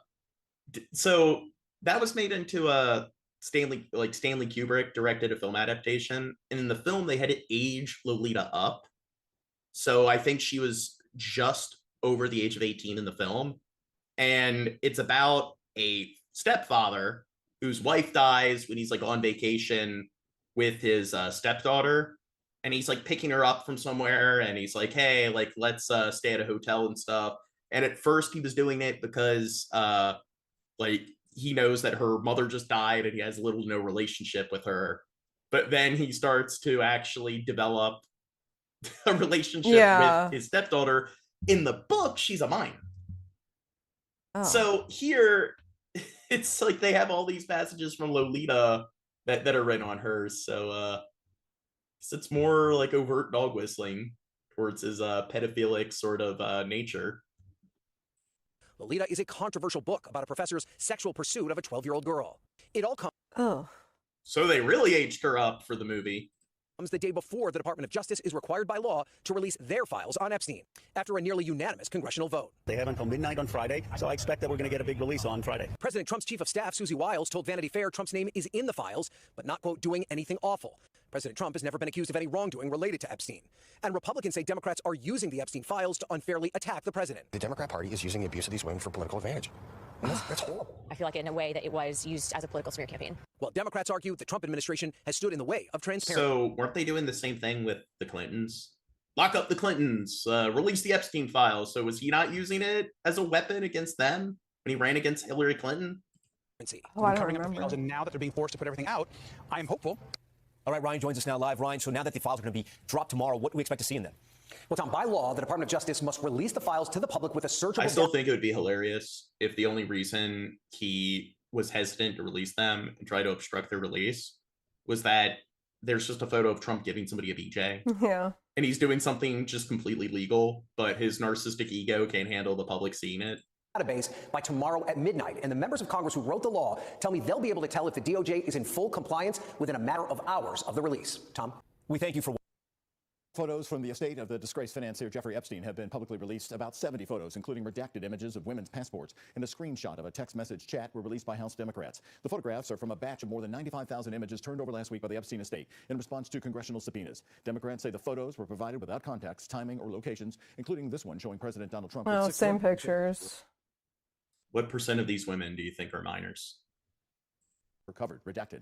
They come just before tomorrow's deadline for the U.S. Justice Department to release all Epstein-related or files. 18. President Trump signing that bill just weeks Freshly ago after 18. it passed in the House and Senate, solidifying it into law. I mean, almost there are hundreds and hundreds. It is weird that this was a law that was passed because yeah, they had to pass a whole law. Because typically it's just like Congress, that's the power that they have over the executive branch. They can write laws, and laws override executive orders. Executive orders can't override a law. So it's odd that, yeah, this was a law that, hey, the Epstein files can't be withheld from the public. People that have photos with them, so that's no big deal. I know nothing about it. I'm under the impression they'll all arrive at some point by Friday afternoon. That's my impression. The DOJ is also expected to release documents from the criminal case against Epstein accomplice Ghislaine Maxwell, who's serving a 20-year prison sentence after being convicted of helping Epstein. More photos from the estate of... Oh, and she's trying to, did you see she's trying to petition to get, maybe we talked about that last time, but I was like, yeah. I didn't even read the article. I was like, oh, of course. That's what they all do. Here, let's get to the next topic. A ratio of 3 to 1 is what troubles demographic experts in Ukraine. 3 deaths for every birth, according to current population data, rising to 11 deaths per birth closer to the front line. Average male life expectancy. This was something that people are sounding alarms about like a couple of years back. So the war's been going on for like 40 years now. But they are having an issue with a troop shortage.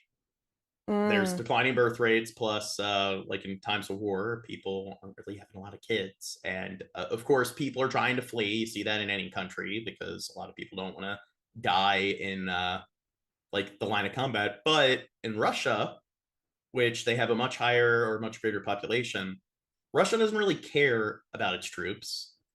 And one of the things Russia will do is that they use meat grinder tactics, where they'll take poorly trained conscripts and just throw them into the slaughter. And then as they're gunned down, it reveals the position of the different Ukrainian troops. And then Russia's more highly trained troops that can then go in and wipe out its adversaries. It showed to be a pretty, like, I guess, pretty beneficial, like, sort of strategy. But here, like, this is where Ukraine, when you have this, like, war of attrition, they might not be able to win the war of attrition. They might have to yield before Russia because they simply just don't have the manpower.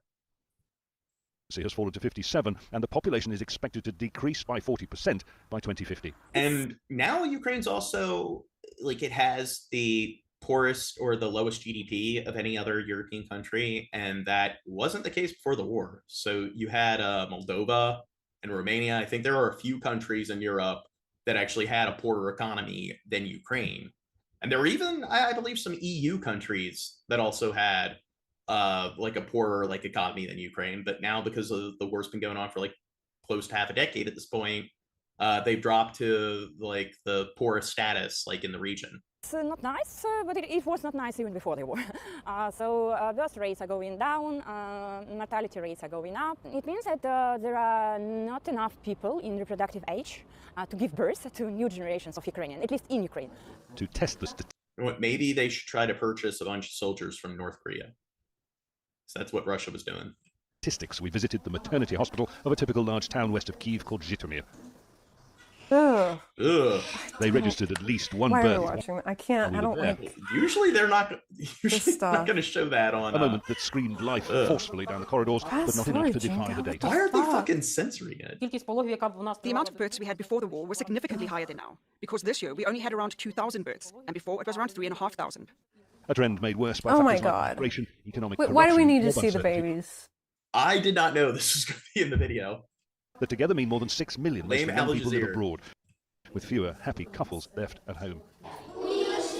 And that's reflected in school numbers. We found classes full and children eager to learn, but it's a picture that again belies the data. There is no country in the world now where there are not Ukrainian children present. Australia, England, America, and of course, European countries. One route to Ukraine. Well, I don't think that Trump or the right will have any issues taking in the Ukrainian refugees because they're white. Population salvation may lie in peace and the eventual return of But those all the who left. refugees from like Sudan or Ethiopia or Burma or Gaza, can't let them in because they don't look like us. To help an aging workforce rebuild. But no one expects things to go back to the way they were. In pretty much every village and every town, there's a cemetery that looks like this. Fresh flowers, fresh war graves, fresh young faces. The building blocks of a society Okay, lost. this is. Population now firmly in reverse. Oh, now we're back. Okay, I thought it was like lagging or something. It's fine. Some hard facts cannot be changed. Jonah Hull, Al Jazeera. Ukraine is escalating its drone attacks on Russia. The Russian Defense Ministry says it shot down nearly 300 drones overnight, including 40 over Moscow. Okay, this is boring news. Go to the part where like fucking Putin's ready to go to war with NATO and like this is Well, we're the getting same to that. This leading up shit. to it. Okay. Here with the latest on all that. Patrick, what do you Yeah, think the about this? peace plan. Yeah, Dan, this was well. This is leading up to it. So in the past like couple weeks, Russia's really amped up its attacks against Ukraine. So this is going to show all the carnage that's going on up until like we get to the negotiation table. One of the largest drone attacks that Ukraine has launched against Russia since the summer. All 4 of Moscow's airports were forced to close overnight. Moscow's mayor saying around 40 drones were shot down, and also Russia's military claiming to have shot down nearly 300 Ukrainian drones. So far, there isn't much damage reported, but also, of course, yesterday we saw Ukraine strike this oil tanker in the Black Sea that Russia has been using to smuggle oil. Today, Ukraine also... So in every winter, Russia used the tactic where they do try to attack public infrastructure, usually, power plants, to try to like starve them out during the winter, or not starve them out, but I guess freeze them out during the winter. Saying that it hit an oil platform in the Caspian Sea, and Ukraine generally trying to put pressure on Russia by going after its oil industry, believing that is the only way to force it towards more reasonable negotiations. We are continuing to see a lot of diplomatic activity as the Trump administration tries to push forward its peace plan. Today, we have the Coalition of the Willing, around 30 allies of Ukraine, led by European countries, meeting to discuss where things stand. But ultimately, there are still these crucial sticking points between Russia and Ukraine, in particular, Vladimir Putin's demand that Ukraine hand over all... The United States, Russia, and Ukraine continue seeking a ceasefire, and many Ukrainians reject any proposal that gives up territory to Russia and rewards attacks on civilians. Meanwhile, Moscow's relentless campaign of drone and missile strikes continues across the country of Ukraine. Chuck Holton reports from Kyiv. Kyiv? I think it's Kyiv, not Kyiv. In November, largely targeting Ukrainian civilian areas and... Look at them targeting civilian areas. What monsters. See, this is how you know that we're on the right side of history supporting Ukraine, because America would never support any factions out there that attack civilian infrastructure. Or civilians. The strikes leave neighborhoods without power, damage rail lines, and force millions to rely on generators yet again. The nightly attacks are shaping Ukrainian views toward the ongoing ceasefire negotiations, deepening fears that any deal reached abroad won't reflect the reality Ukrainians live with every day. We just got to Odessa a few hours ago.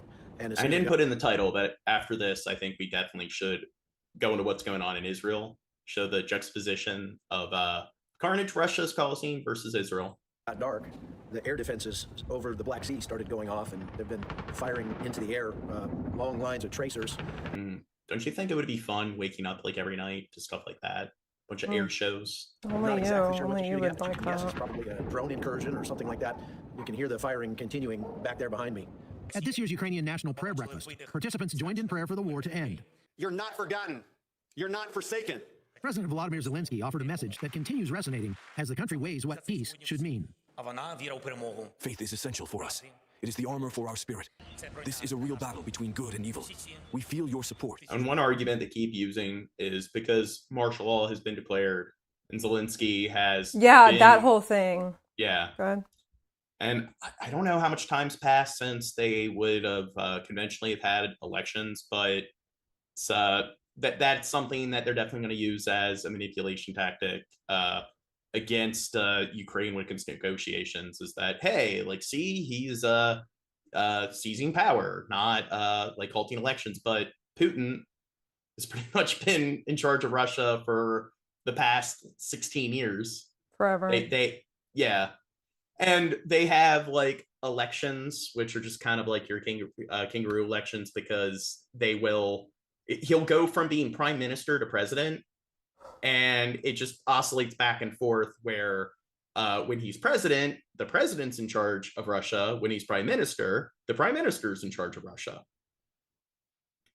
But it doesn't matter when he is engaging in like sort of dictator practices. But hey, martial law's been a thing, and because Zelensky's been serving as president longer than previous Ukrainian like elected officials, see, he's becoming a dictator. I see. Okay, so Trump was like pressuring Zelensky for an election that I think they were going to do like in January or something. That's what I read in the articles that I read. And then Zelensky was like, okay, well, I guess I'll do it. But it's like, why? So, yeah. I didn't really understand all that.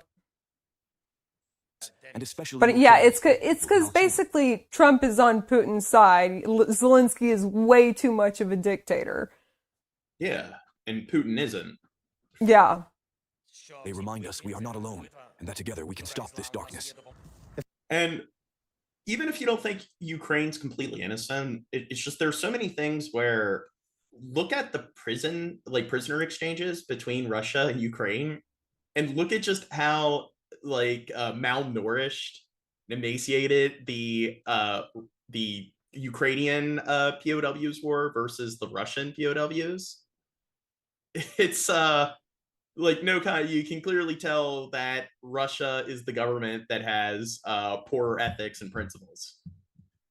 If you wonder what the Russian strategy is to try to win this war, it's not to defeat Ukraine militarily. What they're trying to do by sending hundreds of missiles and drones almost every night is to just terrorize the people into submission. This apartment building behind me here in downtown Kyiv was struck at the end of July, and 37 people were killed, including 5 children. If it happened once, you could say it was an accident, but since this happens almost every night, it's hard to believe that Russia isn't doing it on purpose. Those attacks help explain why many Ukrainians reject any proposal that freezes the conflict along the current front lines. The draft plan under discussion would leave nearly 5 million Ukrainians under Russian occupation, something much of the country considers unacceptable. I think it's important for some Americans to understand that we are facing a very serious enemy. Oh, and also, Russia's abducted a lot of Ukrainian children. I don't think all of them have been returned. So there are parents that have had their kids abducted by Russia, and they've been like under like the Russian like state custody, and it's the parents have gone without any contact with their children for years. Threat and peace throughout the entire world. Of course, Americans are a bit far away, so they don't feel the threat as acutely. But we must still understand that we've encountered a very, very serious enemy. Okay, wait. So is she referring to Americans like, since Trump seems to be like on Putin's side a little bit more, that means all Americans like aren't understanding the problem? Like that's what I was talking about earlier when I'm like, people just see foreigners see Americans and they're like, well, Trump, you're evil, just like him. And that's not necessarily true. People tend to do that in general, regardless of where they're from. So I would say that most people do tend to think in black and white extremes. Plus, there's also generalizations. So she could just be generalizing, talking about a lot of Americans, as opposed to talking about all Americans. The battle between good and evil is still ongoing. Here, I do have to pee, so talk to the chat, keep them entertained. Oh my god, I have to pee too. Okay.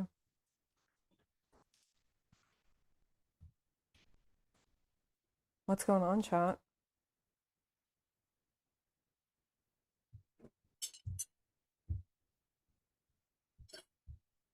I'm really bad at this whole streamer thing. I'm sorry, y'all.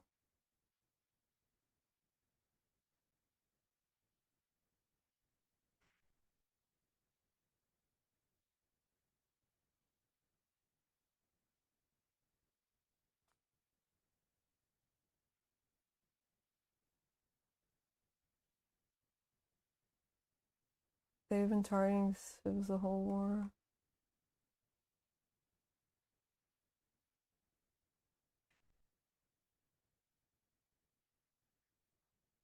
Mods, are y'all not approving everything here?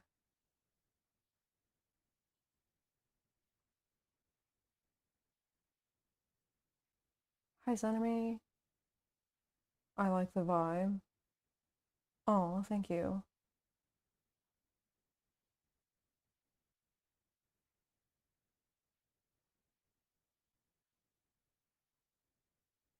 Yeah, can they even repair things in Ukraine as fast as they're being taken down?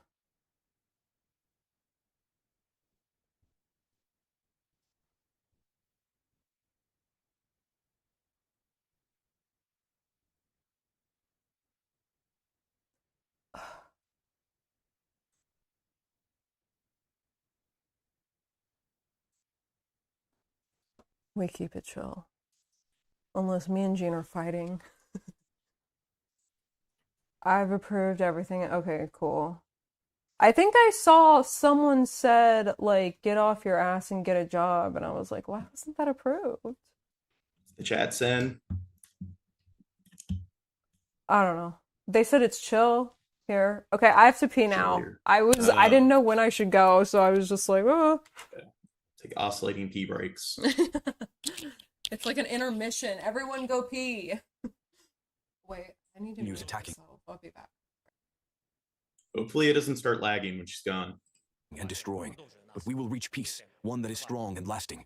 That is what our prayers are for today, and those prayers will be heard. Although Ukrainians are exhausted from 4 years of war, they're nowhere near surrendering. Across the country, as cities rebuild power grids and communities endure nightly missile strikes, the resilience of the Ukrainian people is on full display. So I do kind of feel that Ukraine should probably just take the L. I know it sucks, but Russia's reputation has definitely been tarnished on the world stage. Even if Russia gains land like those 4 eastern provinces, they haven't really, I don't think they've really benefited financially. And they've spent, like, it's a total embarrassment when it comes to them because they were viewed as being one of the major military powers on the planet. They had a military strength, or they still do. Their military strength index is right below the United States. But now they've kind of shown not to be that much of a threat militarily. So it's definitely done more harm than good to like Russia. Plus, they were doing it to stop the expansion of NATO. But now Finland and Norway have joined NATO, which has drastically increased their borders. So I think it might just be best for them to cede the land over and then apply for EU membership, improve their economy, and then and if they become part of the EU, then they would be part of, like, the EU has its own military and its own like sort of military treaties with all the like EU states involved. So that would be almost akin to them being a NATO state.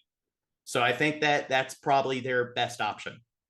And usually in the realm of like wars of attrition, that's something Russia is capable of doing, or they're more capable of because they don't care about their citizens. From Kyiv, I'm Chuck Holton for CBN News. Well, with us now is CBN senior international correspondent George Thomas. He's just back from Ukraine. But I do agree it's up to Ukraine. They're the ones being invaded. But I think maybe they should have like a referendum, maybe see what the popular vote is in Ukraine. And I do think in times of war like this, it shouldn't be a slight majority. I think that it should be a super majority. So I think they should have a referendum. And if I guess like over 75% of the population votes to withdraw, then I think that it would make sense to withdraw from the war. So, George, it's hard to believe. It's been 4 years. You know, at the outset, everyone predicted, you know, the supposedly people that know about military intelligence that Ukraine wouldn't last a week, 2 weeks, maybe a month. Here we are 4 years later. Unbelievable. Yeah, absolutely is. I mean, I spent 4 months. I was there in Ukraine shortly before the war started. I found myself in Kyiv when the bombs started dropping on February 20. Okay, next vid. Бажаю здоров'я. Сьогодні Куп'янський напрямок, наші воїни, які тут досягають результатів для України. Багато росіяни говорили про Куп'янськ. Ми бачимо, я привітав хлопців. Zelensky heads the front lines. У кожному підрозділу, всім, хто б'ється тут, всім, хто знищує окупанта. Сьогодні надзвичайно важливо досягати результатів на фронті, щоб Україна могла досягати результатів в дипломатії. Саме так це працює. Всі наші сильні позиції всередині країни. Now, do you think if a war was going on, like once we have a second civil war, do you think Trump's going to be on the front lines? We go to war with Canada or Mexico, Trump's going to put on a bulletproof vest. Hey, he did show up to McDonald's. Did do a day's worth of work at McDonald's. Yeah, no, he didn't. He doesn't know what it's like to work in fast food. Сильні позиції в розмові щодо закінчення війни. Дякую кожному воїну. Пишаюся вами, дякую всім нашим сухопутним військам. Сьогодні виключно ваш день. Дякую, хлопці, слава Україні. Yeah, I have like several articles about that I see. Anyways, go ahead. In the past 4 years, there's been like, I think, over 36 assassination attempts on Zelensky. Oh. And I'm shocked because the Secret Service is considered to be the world's most sophisticated security service out there, which based on previous events, I'm skeptical of that. But you had that one kid who was like 18, 19 who managed to clip Trump's ear. Yeah. And he was very close to assassinating Trump. So I'm guessing maybe the security teams protecting Zelensky aren't as like reliable as the Secret Service. So saying something, the fact that they were able to prevent like that many assassinations. Well, I bet Trump is jealous. I bet Trump wishes he went through all those attempted assassinations so he could like brag about it. Yeah, you could take more like photo ops.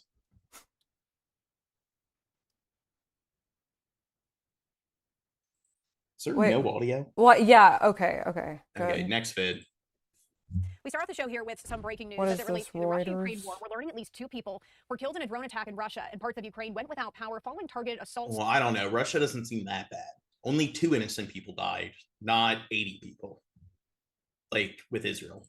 On energy infrastructure, as U.S.-led peace talks on ending the war set to continue. According to the Associated Press, the drone attack damaged a residential building and several windows were also blown out at a kindergarten and clinic. Russia's defense ministry said it had shot down 41 Ukrainian.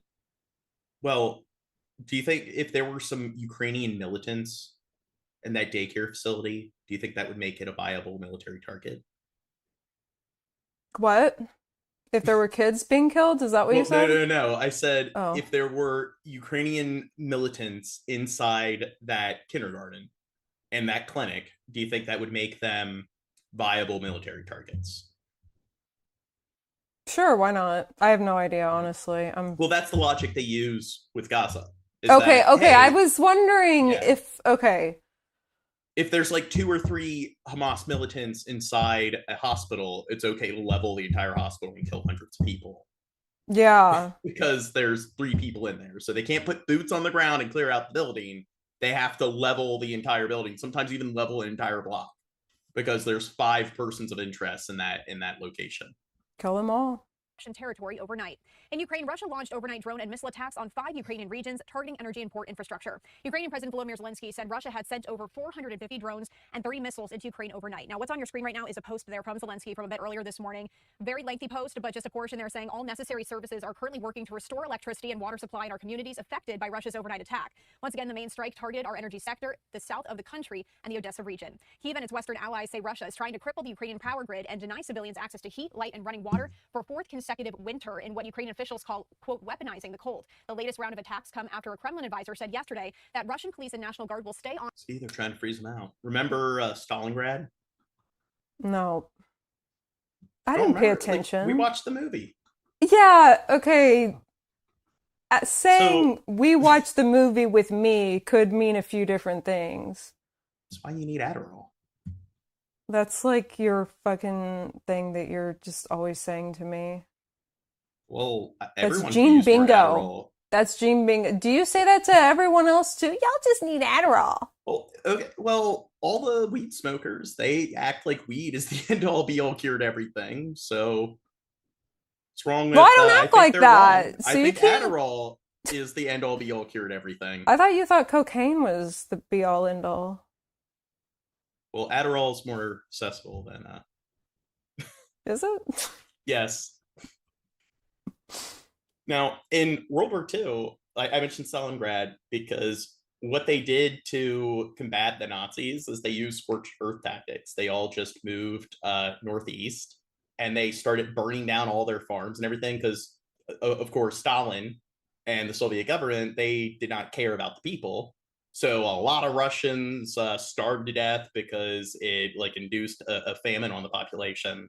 And one thing, like in the trenches, between like Russia and like the Germans and Italians, is they would the German soldiers would offer like Russian children bread if they went and filled up the canteens at the river, and Stalin ordered the snipers to snipe the children.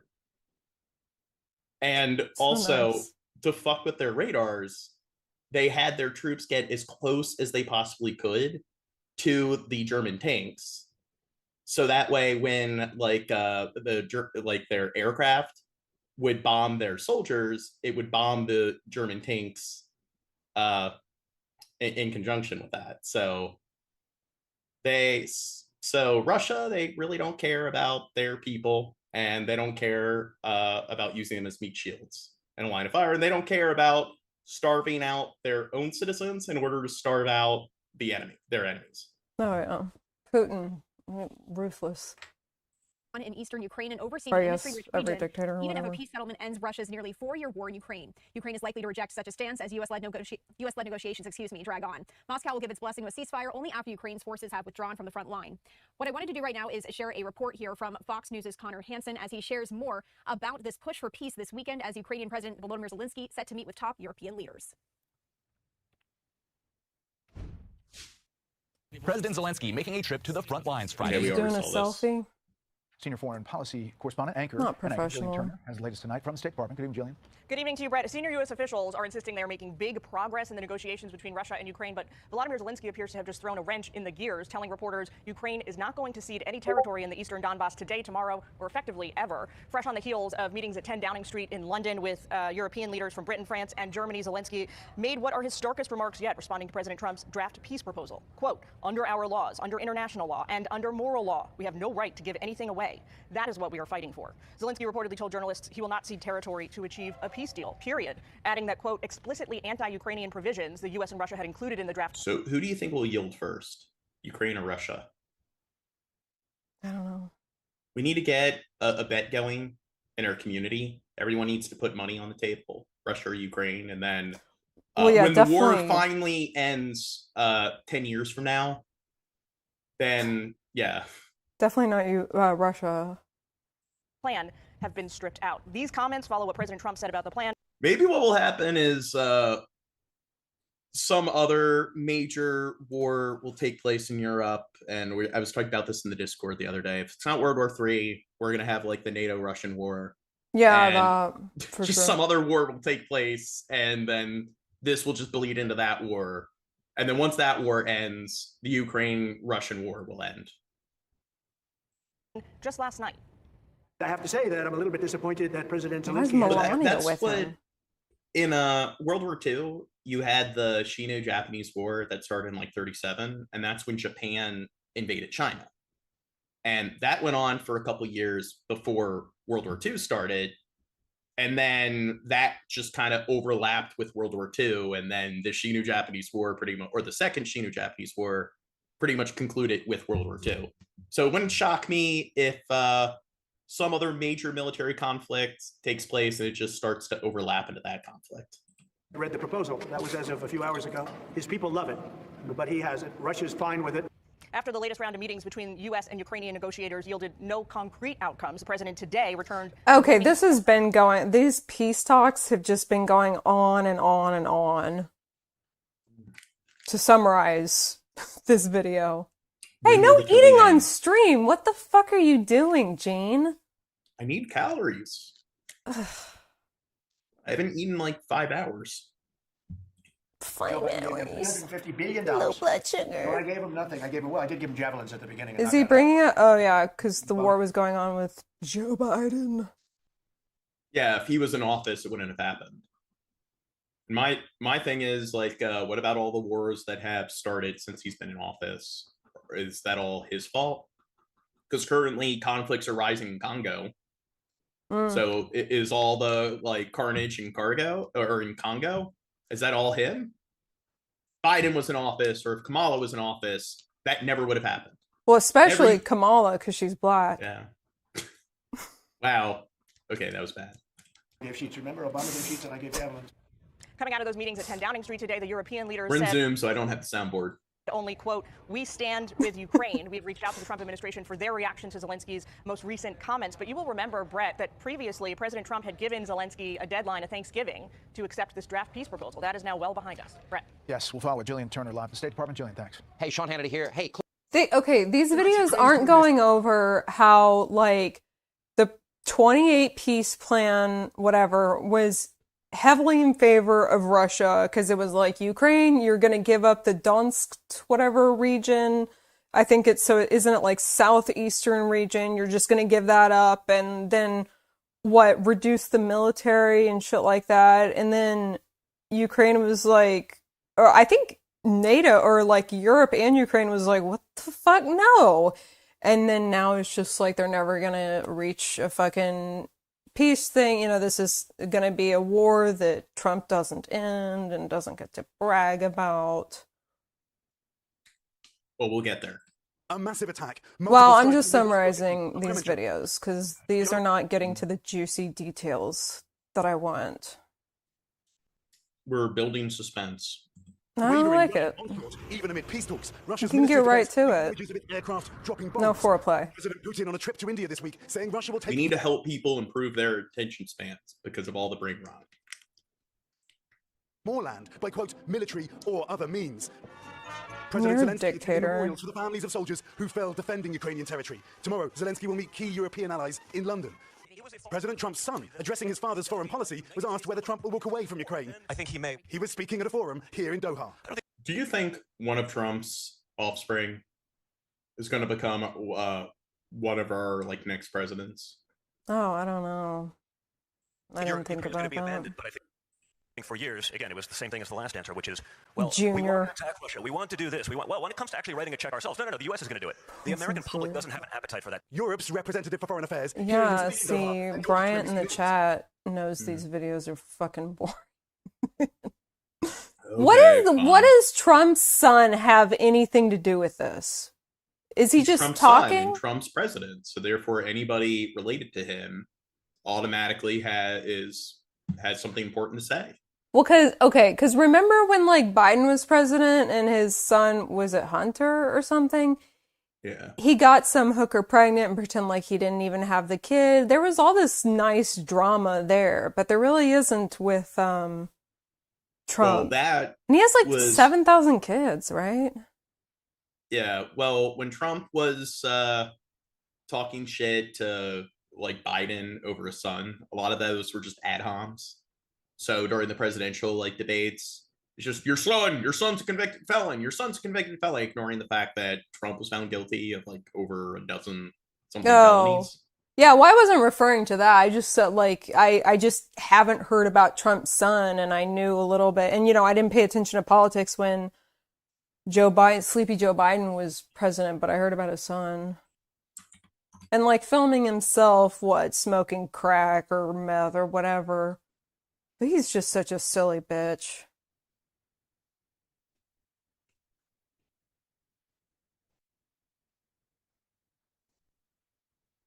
What's up? Look at how unprofessional he looks, y'all. Well, you're the one that wanted to stream tonight. I'm all out. No, I'm not. You are, and I made you do it. You're the one that wanted to stream tonight. Listen to how demanding that. she is. The territory of Donetsk and the Zaporizhia nuclear There, power He's the dictator in the relationship. disagreement Kyiv has with the United States Dictator. to end the war. That's according to President Volodymyr Zelensky, who maintains his team is continuing discussions with Washington. We are working on a framework document, and it must be strong enough to truly work. We believe this document should be approved by the United States. Oh, he does know English. Would mean real, solid, legally binding. Have a Snickers. They didn't answer my question. Like, they left a comment in the last stream. Like, seriously, the show was a lot better with those other three guys. And I asked you that question, you didn't answer that.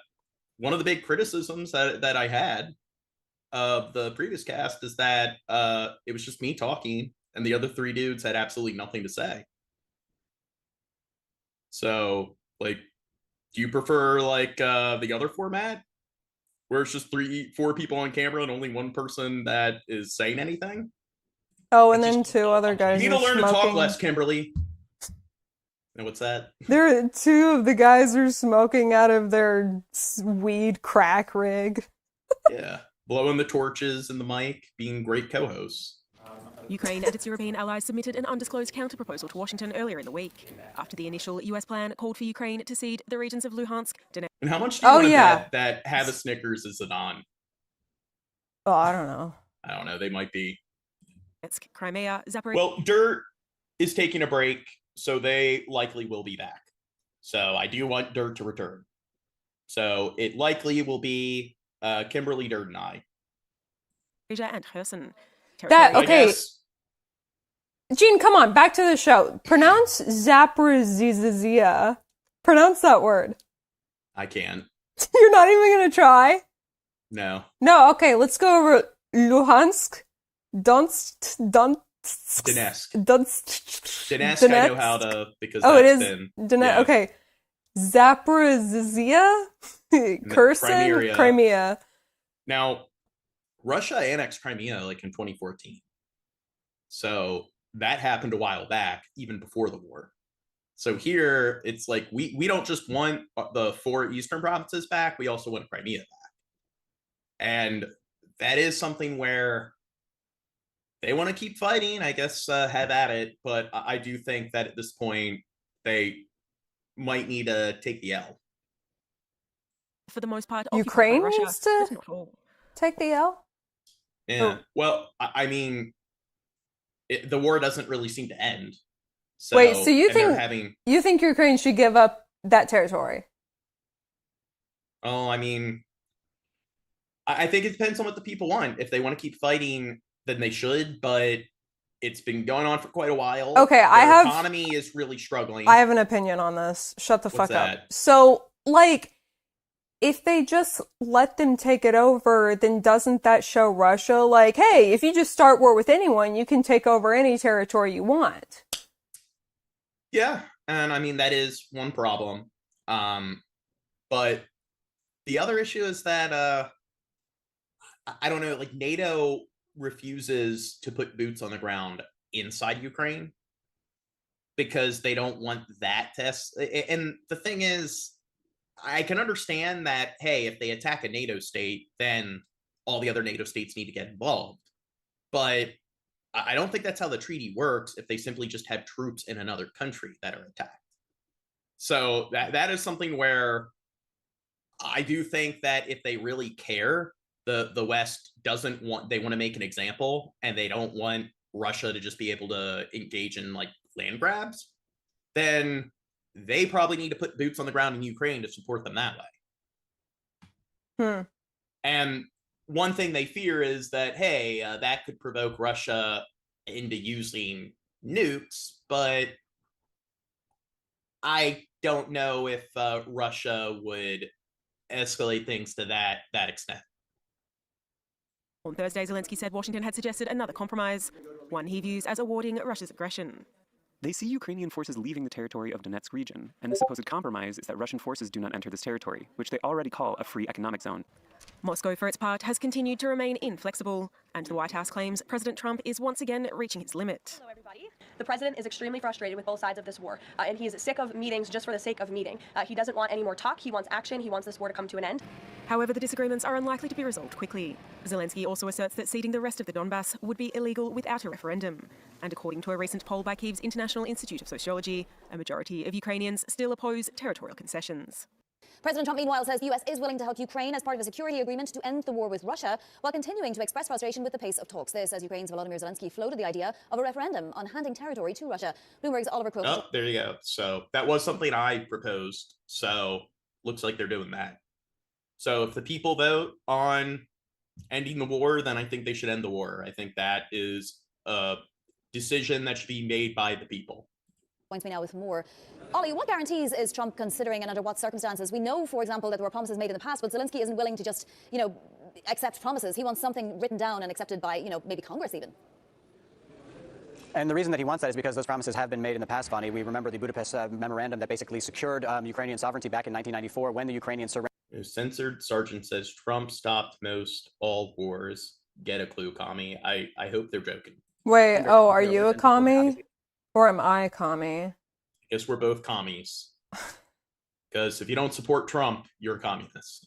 A very effective deterrent against any invasion by the Russians. There were guarantees made by the Russians, the Americans, the UK, and a number of others who were party to that contract. And of course, those were not honored. So the president of Ukraine, Volodymyr Zelensky, would like to get a very clear idea of what the security architecture would be promised to the Ukrainians in order to safeguard their sovereignty if they are able to get a peace deal negotiated. At the moment, we do not know what that architecture would look like. We do not know what President Trump is actually offering. But Mavani, I think it is significant that President Trump is talking openly about a U.S. role in those security guarantees. It's not something that Trump really discusses very publicly at all. It's something obviously that's been discussed behind closed doors. But this is the president. Oh, somebody asked, are we siblings? Oh my God, again. The United States acknowledging that this is something that he's willing to play a role in. So significant from the Ukrainian perspective and the European perspective. The Europeans would also like to have some more talks over the weekend that would involve a delegation from the United States. We heard from Donald Trump that they will only send a delegation if they feel that the talks are making progress, and these are not meetings just for the sake of having meetings, which is one of the frustrations the Trump administration has aired. Next vid. I'm going to ask you briefly on AI and a question on Ukraine. On the AI side, the flip side of what you've done today is what kind of agreements you can get. He loves this. So what do you think his response is going to be? What was the question? What do you think his response is going to be, Trump? No, they're being asked about U.S. involvement in Ukraine, peacekeeping force. Oh, I have no idea. During the Biden administration, there was a vague something ridiculous? AI in the nuclear. Well, I'm thinking, I bet there's going to be at least, I've done this better than anybody, or oh, okay, than right. I have, or I've come closer to peace than anyone. Tell us what you envision and what conversations you've had, if any, with President Xi on that topic. Well, relative to AI? Yes. I speak to him a lot about it. I speak to him a lot, actually. I have a very good relationship with him, as you know. If you had another president, you would have had a big rare earth problem. And if you had another president. Oh, there you go. They're purchasing tremendous amounts of the soybeans and our agricultural products now.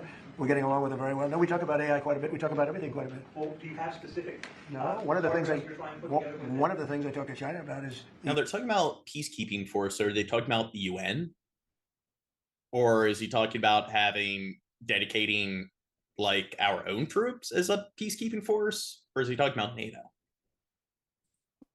Yeah. Denuclearization of weapons. We'd like to see if we could stop that.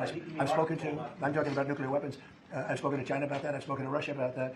And I think it would be something that we would want to do. And somebody says the 9-viewer liberal whining podcast. We got 14 people viewing, but so far we've had 1,330 views this stream, and the average view duration has been 59 minutes. So let's see you do a better stream. They would like to do, and I think Russia would like to do. Oh, it's my microphone. Well, that's what they told you, but what they tell you is different than what they tell you. And I'm afraid, Mr. President, quickly, you made a commitment to the Europeans back in July, if I remember right, to participate in some kind of a peacekeeping force should there be a peace agreement. You mentioned, I think, air support, intelligence, and so forth. Does that commitment still stand? Is the U.S. ready to go contribute? It's called the security agreement, basically, that they call it the security agreement. Yeah, we would help. We would help with security because it's, I think, a necessary factor in getting it done. I thought that we were very close with Russia to having a deal.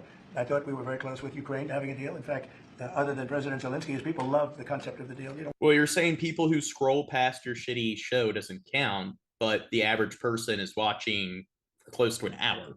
So that's not just scrolling through the show. We threw something out. Well, there's 4 or 5 different parts. It's a little bit complicated because you're cutting up land in a certain way. It's not the easiest thing. It's sort of like a complex real estate deal times 1,000, right? But it's a deal that would have stopped the killing of thousands of lives every month, thousands and thousands of lives, mostly soldiers. But as you know, there's some bombs being dropped. Well, there's a meeting on Saturday. We'll see whether or not we attend the meeting. We said we'll attend the meeting if we think there's a good chance. They want me to attend. They want us to attend. And oh, the UN, yes, they're communists.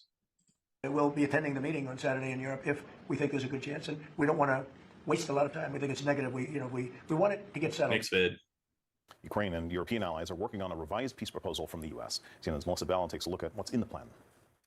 President Zelensky has been speaking in a little bit more detail about the revised peace plan that has now been handed back to the United States, a 28-point peace plan that has now been revised by the Ukrainians to have just 20 points. What he's been telling journalists is that this is a plan that has now been... there's Macron. President of France. By Europeans Love that and guy. Ukrainians, and therefore represents, he says, a European vision for ending the war in Ukraine. Within those points, one detailing the Ukrainian position, which is that the idea of a demilitarized zone could function only for the Ukrainians along the contact line, not handing over the Demilitarized zone. So Yeah, it was like they have like 900,000 soldiers and they want to bring it down to like 600,000. I remember I knew the number 5 years ago when this fucking thing broke. Anyways, go on.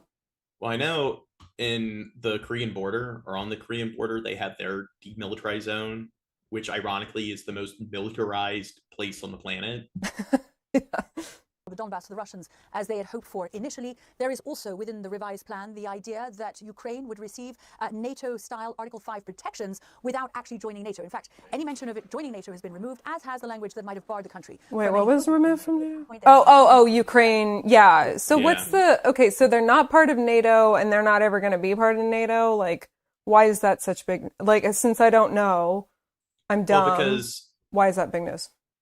Putin, his big argument is that, hey, all these countries joining NATO and the EU, they're encroaching on Russian borders, but NATO is like a treaty where if one NATO country is attacked, all the other NATO states need to come to their aid.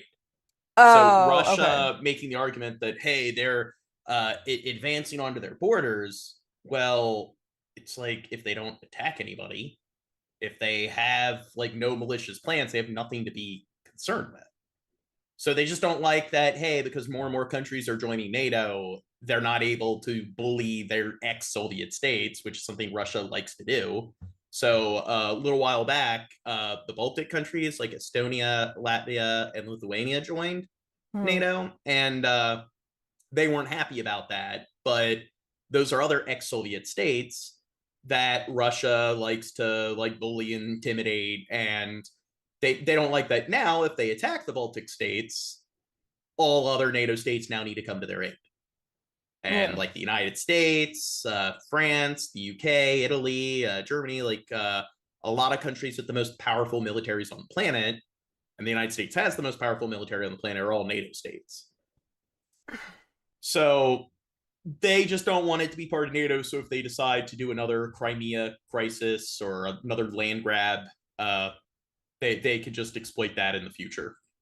In 2027. So a number of points that Ukrainians have turned into the basis, they believe, of further negotiations that can now take place. We expect that over the course of the next few days, those talks will continue between Europeans, the United States, and Ukrainians. The big question on the minds of many European diplomats and leaders, officials as well, mainly, is what Russia will make of the changes to its initial 28-point plan and whether it is actually willing to negotiate.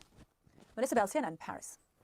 Earlier, I spoke to John Luff, the head of foreign policy at the New Eurasian Strategy Center, a London-based think tank, and I asked him about whether Russia will budge on its demands for the Donbass region. Here he is. It's very difficult to see how Russia's going to move on this issue. It seems to be a red line that Putin is determined to gain control of the Donbass region, and he signaled that if he can't achieve this through a negotiation process, then he will simply fight for it. And it is true that the Russian army is advancing very, very slowly in this. And it's something where the Donbass region, if that's the only land that they cede, then it is just like everyone expected Russia to just steamroll Ukraine. So the fact that they weren't even able to fully occupy the country, they weren't able to install a puppet government, which is what they were clearly doing, and they were only able to seize like 1/8 of the land that they even tried to from the beginning, that's a huge loss for Russia. So even if Russia gains, and of course they'll try to indoctrinate their people like, yeah, we won. See, we gained some territory. But regardless, it's kind of like saying that America won the war in Afghanistan. It definitely, we lost way more, much more than we gained in that war. I don't think we really gained anything in that like 10-year boondoggle. And the Ukrainians believe that it would probably take them several months at least to be able to conquer that territory. So Putin really has a choice here. Does he make some sort of compromise and effectively claims that territory? And President Trump is proposing to just turn it into a demilitarized zone, possibly into some sort of free economic zone. Nobody has any real idea of what all this means. But it would effectively save Putin the effort of having to fight for it, while then being able to claim that the Ukrainians have effectively abandoned it. Yeah, as we heard, I mean, that plan apparently includes security guarantees. They're supposed to be like NATO's Article 5, but not... How about Trump agrees to just build a giant wall around Ukraine That will keep the Russians out. Actual NATO membership. I mean, you've studied Russian behavior for decades. I mean, would Russia accept that? And would something like that actually deter Putin from coming back for more later? Well, I think it depends very much on the nature of these guarantees. And I think we have to be careful with the word guarantee here, because what does it actually mean in practice? I mean, security guarantees always depend on the quality of your armed forces, first of all, then of your political relationships with allies, all these things. But quite understandably, the Ukrainians are saying, look, if we have to give up some territory, and effectively Zelensky is accepting that he's probably going to have to do that, even though he's claiming that he's going to have to put this to a national referendum, that in return, from their allies, they do receive something reliable in the form of security assurances. So my thing is the Donbass region, if that's the only territory that Russia claims, my feeling is they want to at least hold on to one of those eastern provinces, just so they can do what I said before, so Putin can present it to the people of look, it wasn't all worthless. We got something. I thought they wanted the oil. That's why they want those eastern. That's part of it. There's a lot of different motives that they have. Down to the Ukrainian armed forces to be Ukraine's ultimate security guarantee. And here, in fact, the assistance of Ukraine's allies is extraordinarily important, because it is going to require building up the Ukrainian army, making sure it's properly equipped, properly trained, and in a position to fight if it absolutely needs to. And that will then be an effective deterrent. And I think the Russians have learned one thing from this war, which is that their assumption that the Ukrainians simply wouldn't have the will to fight, which seemed to them to be the case in 2014 when they annexed Crimea. That's, on this occasion, proven to be completely wrong. The country has mobilized very effectively.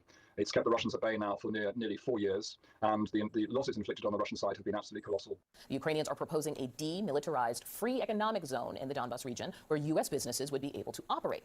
Now, Russia has been trying to think, Donbas free. Are they talking about Donetsk, or is that referring to, because I don't think all of those eastern territories are part of the. Is it the? Yeah. I think it's this dash. Take control of that region completely for months. This would mean real solid. Of course, it points me to Egypt. Thanks.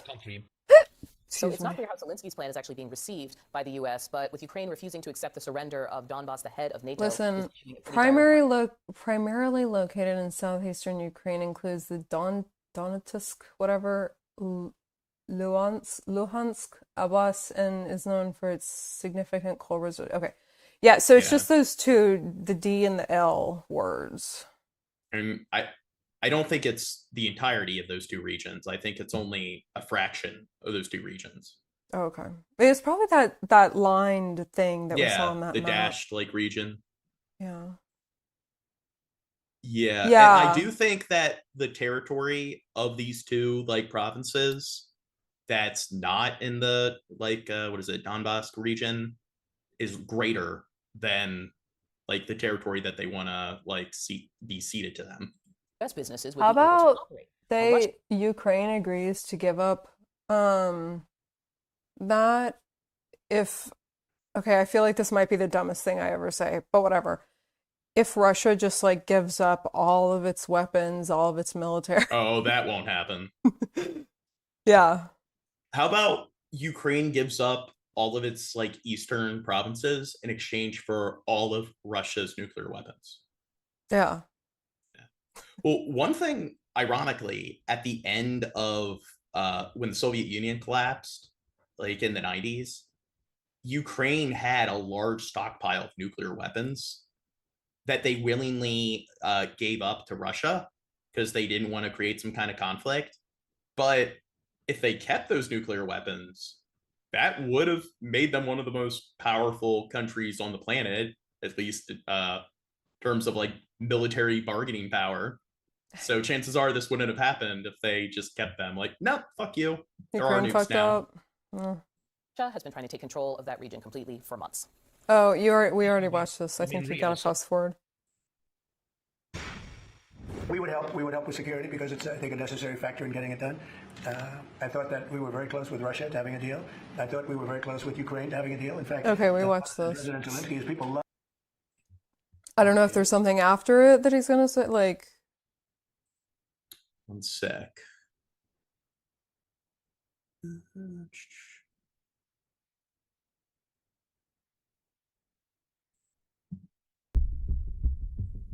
Oh, okay, wait. Are we getting into the Belarus? Oh. Yeah. Wait. We're not done with Russia and Ukraine, because what about the freezing of the funds and stuff? Okay, listen. Oh, I think that's later. That's later. We're going into Belarus, and then we're going to get in the freezing of funds. Okay, so I think I saved one article. Is this the Belarus where the political prisoners get freed? Yeah. Yeah, Plus, okay. Russia's starting to build up more troops on like Belarus, their borders with Ukraine. And they've also installed some new weapon systems there. Okay. I didn't know about that. Now, it is concerning, but when the war started, when they initially invaded Ukraine, they did also use Belarus as like a launch pad, because Belarus is like probably Russia's greatest ally in Europe. Mhm. So they allowed them to deploy a bunch of troops on their borders, as well as them Russia having troops deployed on their own borders to launch like preemptive strike on Ukraine. Now, wait, have you talked about the Belarus and Lithuania are not getting along? Well, what Belarus and maybe, because Yeah. I don't think they've gotten along with them Ever. yeah. Well, okay, they're sending all those smuggled cigarettes in like hot air balloons, and then Lithuania started getting pissed off back at them, so there was also that going on. Anyways. Yeah, Alexander Lukashenko, who's the head of Belarus. Lukashenko. I'm just Lukashenko, kidding. whatever. Yeah, no, I know. He's crazy. Yeah. Well, he's considered Europe's last dictator, and he's big buddies with Russia and Putin. Mhm. So, like I mentioned before, the Baltic states, Russia likes to bully them. They're ex-Soviet states, and Belarus was also an ex-Soviet state. So, they also like to assist Russia when it comes to pestering and like bullying the like surrounding countries. Mm.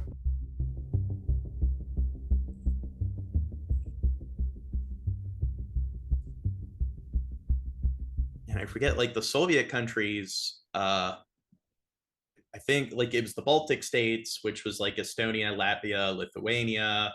It was also like I know Ukraine, Belarus were Soviet states. Then there was Moldova, and Moldova, there's like this one movement of people who want to secede in their eastern province. So another motive for Putin trying to annex those four like eastern provinces of Ukraine was to build sort of a land bridge to that eastern territory, Moldova. So it's highly likely that if he successfully seized all that land, he would have just engaged in another like expansion campaign to like into Moldova. And then I also think what is it, Georgia, Armenia, or those aren't really European countries. Oh, okay. So Moldova's on the other side of Ukraine. I know all the Central Eastern countries, like there's Kazakhstan, Uzbekistan, Turkestan, or Turkmenistan, Tajikistan, and was it Kyrgyzstan? Tajikistan, isn't that what? Yeah. Okay, whatever. And then there are like the satellite states. So I know Mongolia was like considered to be a Soviet satellite state. There was East Germany, Poland, Czechoslovakia. I think it's Czechia now, or Czechoslovakia. Well, it's the Czech Republic. And it was that. Czechoslovakia. Okay. Yeah, but right now it's Czechia or Czechia or something. They changed it again. Okay, yeah, wait, I wanted to say I was very surprised when I learned in Kazakhstan they speak a lot of Russian there. Yeah, well, that was their major. And what the Soviets did was similar to the British Empire, because India and Pakistan were territories of the British Empire. And in World War II, there were more Indians that died fighting a war that wasn't theirs, because they kind of just used them as, like they used them as lambs in the slaughter because they were very plentiful. So Russia, the Soviets kind of did the same thing with Kazakhstan. They kind of just used it as a deployment stockpile that they could use in other military affairs across the globe. So during all the proxy wars in the Cold War, lots of Kazakhstani troops were kind of just used as like your sort of meat grinders.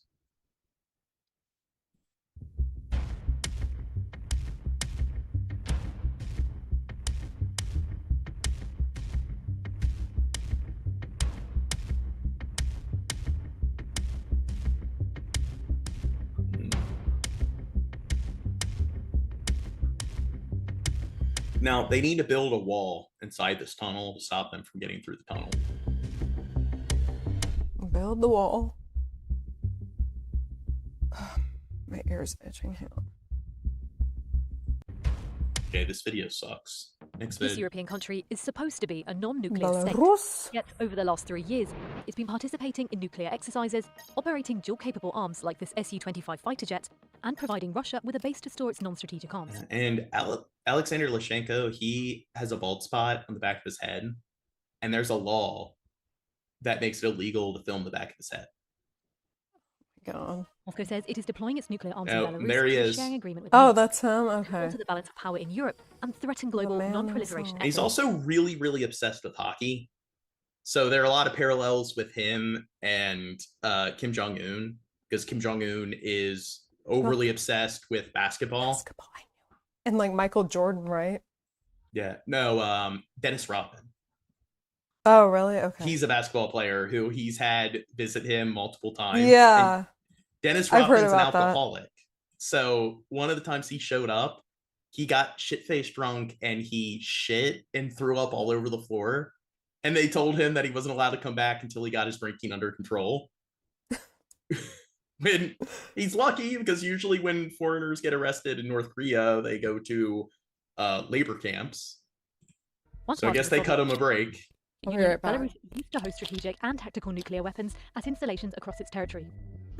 Following the collapse of the Soviet Union, newly independent Belarus, Ukraine, and Kazakhstan signed the 1994 Budapest Memorandum with Russia, the US, and the UK. The treaty is now in force.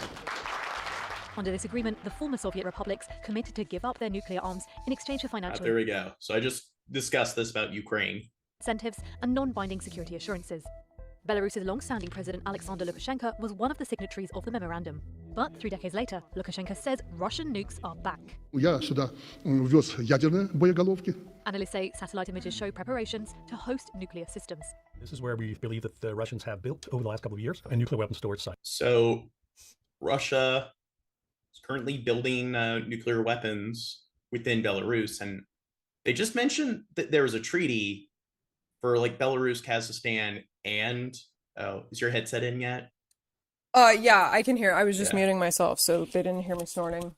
Well, they went over what I was talking about with Ukraine, where they signed a treaty to seize all their nuclear weapons back to Russia. But now I think part of that treaty is that there aren't supposed to be any nuclear weapons within any of these countries. So Russia may have violated that treaty. It includes a bunker, as well as support facilities and command and control systems, and then, of course, a multi-layered security perimeter, as well as an armed guard entrance with a cover, which is sort of typical features of Russian nuclear weapon storage sites. But it's not the only thing. Most recently, they've started producing this rail station here. Then the line will come here and go out and meet. I just okay, wait. I'm sorry. Like I just left and then I come back snorting. No, I wasn't doing drugs. Okay. Okay. This is presumably for the transport of nuclear weapons, but also other systems, of course, that can go into this storage site. There's also a Western air base that houses a special kind of aircraft that Belarus has been showcasing as the one that's supposed to now get a nuclear mission as well. Moscow says deploying some of its arsenal in Belarus mirrors NATO's nuclear sharing agreement, according to which the US deploys nuclear weapons in several NATO countries that could fire the arms if the US authorized a strike. And yeah, I guess we can't really complain, or at least our governments can't complain because they're doing the same thing. Setup Russia says it wants to copy. NATO is different in the sense that it's more established, it's broader, it involves more nuclear weapons than the Russian-Belarus arrangement. Nor do we really know much about how the Russian control, handover procedures, and these types of arrangement would actually happen in practice. Yeah, and of course, everyone knows the US has nukes, but Britain and France are also NATO states, and they also have a pretty decent stockpile of nukes as well. Analysts say that Russia has no strategic need to share its nuclear arms with Belarus. It already deploys warheads and ballistic missile systems in its Kaliningrad exclave. But experts with the Virginia-based... Oh, in this exclave, so these are the Baltic states right here. Mhm. And so Belarus, you see, borders them. I think Latvia is the one in the middle, Estonia, and I think this one's Lithuania. Yeah, they're boring. And one of the reasons they you should watch what is it, Elijah Forever. That's a very good Estonian film. It's very upbeat and happy. But one thing, like they don't like that Norway and Finland became NATO states because that increases their borders more east to like the Baltic states. But with the Baltic states, they were less concerned because if a war happened, then they could use their like alliance with Belarus to use, they called it like the pincher maneuver, where they could move troops across these lines and cut off the Baltic states from the NATO states, completely incapacitating them so they're not able to like act as any like threat in a war if Russia decides to have it with like all the rest of Europe. But the problem is, why is Russia even concerned? Because if they don't plan to attack anybody, they have nothing to really be afraid of. So it would be one thing if like NATO was, hey, if Estonia attacks Russia, then all the other countries need to come to its aid. But that's not what the treaty is. It's just a defense treaty. Tank CNA say the increase in number of such systems in very close proximity to the EU's borders would complicate NATO's defences. At present, France and the UK are the only European countries with independent nuclear programmes. But doubts about Washington's commitment to Europe are driving These videos keep copying what I'm saying. countries like Poland and Germany to seriously contemplate acquiring nuclear weapons. Russia's moves to expand its nuclear footprint in Belarus comes as Washington and Moscow step up their saber-rattling. In October, President Putin touted successful tests of 2 new long-range nuclear-capable and nuclear-powered weapons. There's no doubt it can cause a lot of devastation, as all nuclear weapons can. But again, the question is, does it rock the boat? It's important for the Russians to be able to demonstrate to the international public and the domestic public that they're doing something like this to be strong, but I don't think it's something that American nuclear planners are that worried about, actually. In November, President Putin ordered his top security officials to draw up plans for potential nuclear weapons testing, following President Trump's promise to resume US tests. Oh, yeah. Their dick off.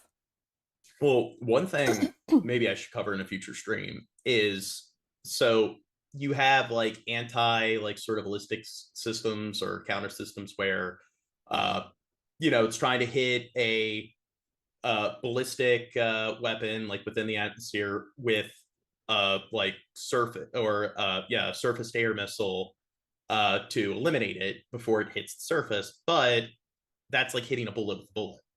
So it's very hard for them to actually hit their mark. And one of the reasons is that when they launch these intercontinental ballistic missiles, usually they scatter a bunch of like debris to act as like somewhat of it fucks with the radar. So it's like which is debris and which is the actual missile. But one of the things they're trying to develop are these very large sort of laser cannons. And it's not like in a cartoon or whatever, because like an actual like laser cannon, they already have them like installed on aircraft carriers to a smaller extent. You can't actually see them, or you can't see the projectile, but they're able to shoot like a laser beam or a laser projectile that's in a really, really large radius where it would incinerate anything within that radius. So they don't have to target the specific projectile in the air. And they don't need to discern it from the debris because it would just incinerate all the debris along with the projectile within that radius.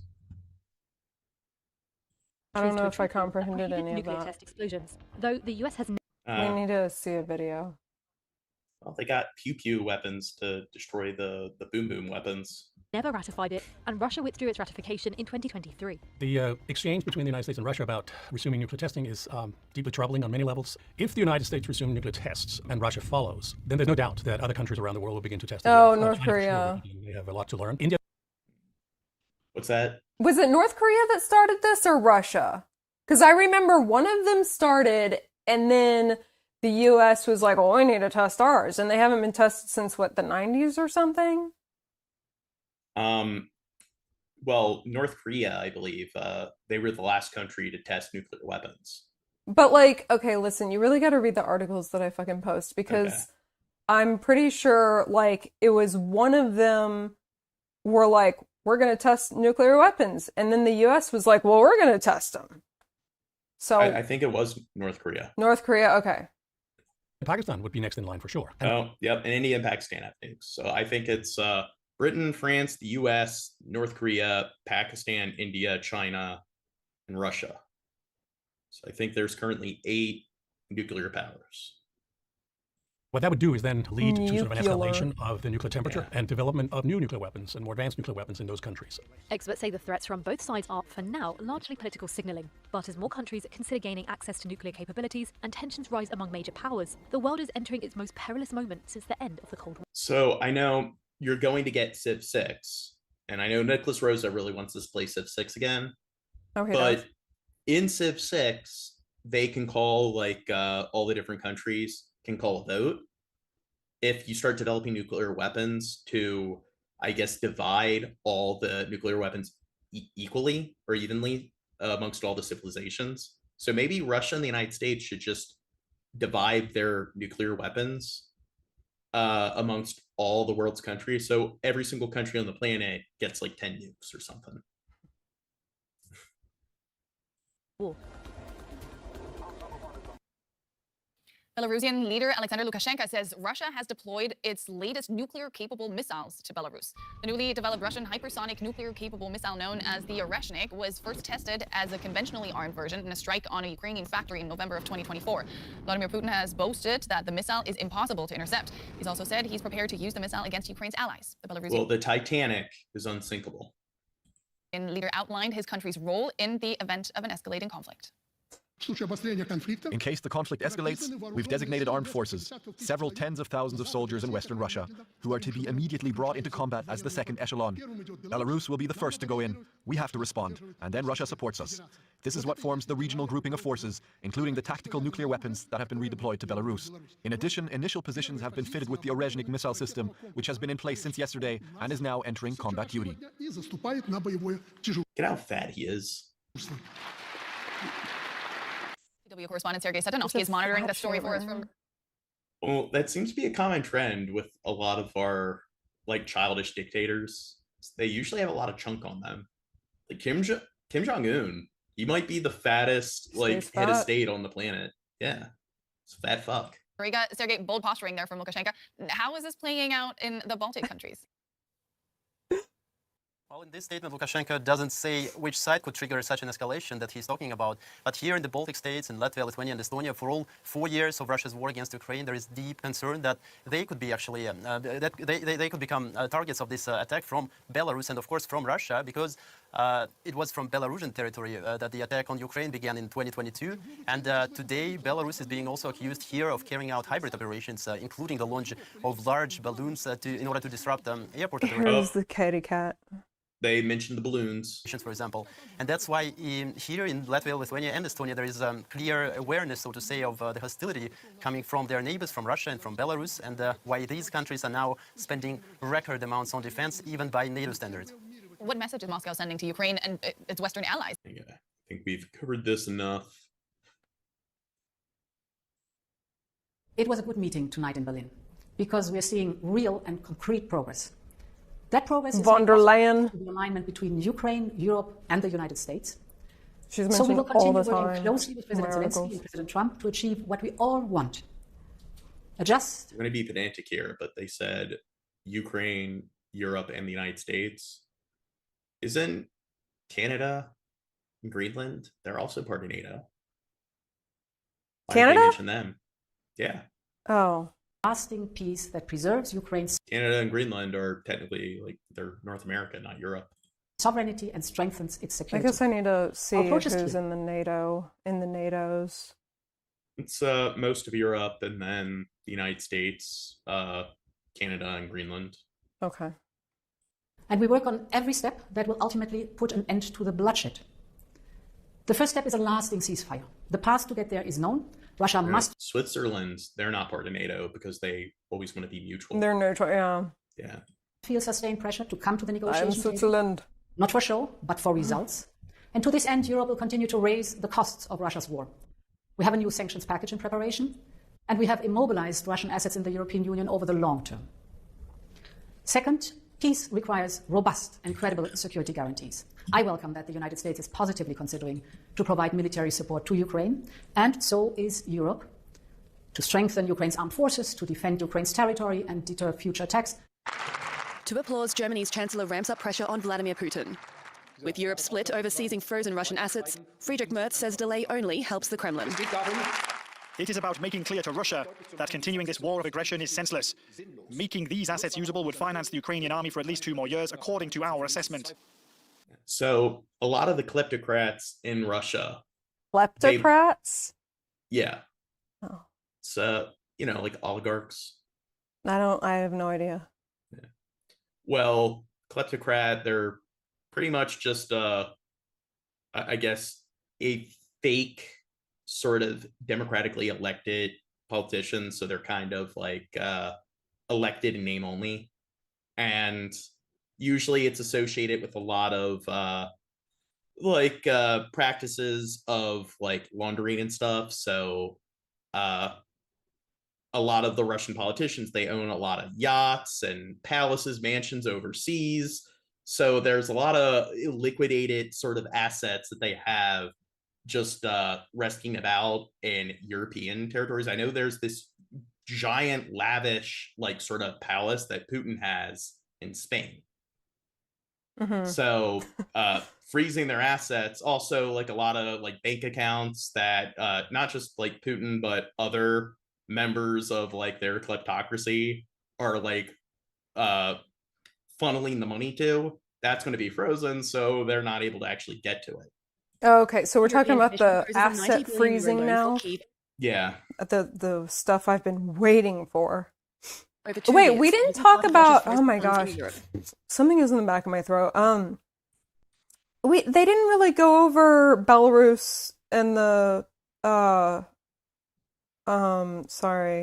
political prisoners, but it's okay, whatever.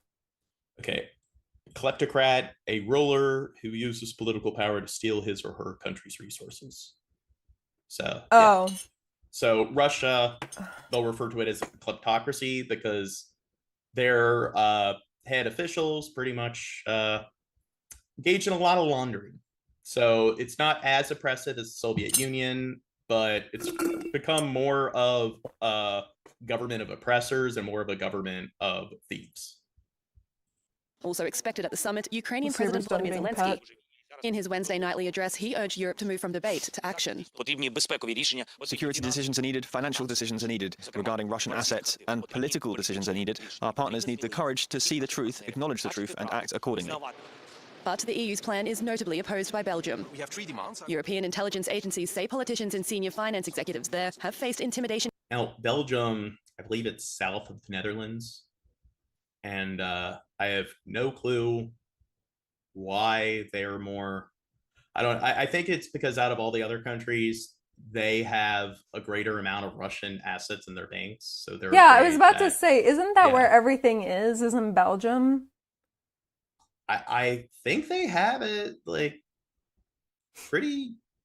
I think it's I guess they have the most, but I do think that a lot of it is still like resting in banks across all of Europe. Oh, not just okay. Belgium. Because it's been talked about, or it's been brought up multiple times. Belgium is always like, I feel like the center of this discussion or something. But yeah, this frozen asset thing has been brought up before, and they're saying it's like illegal or can't be done, and I don't know. So this might just be a continuation of that, but I'm still really interested in it.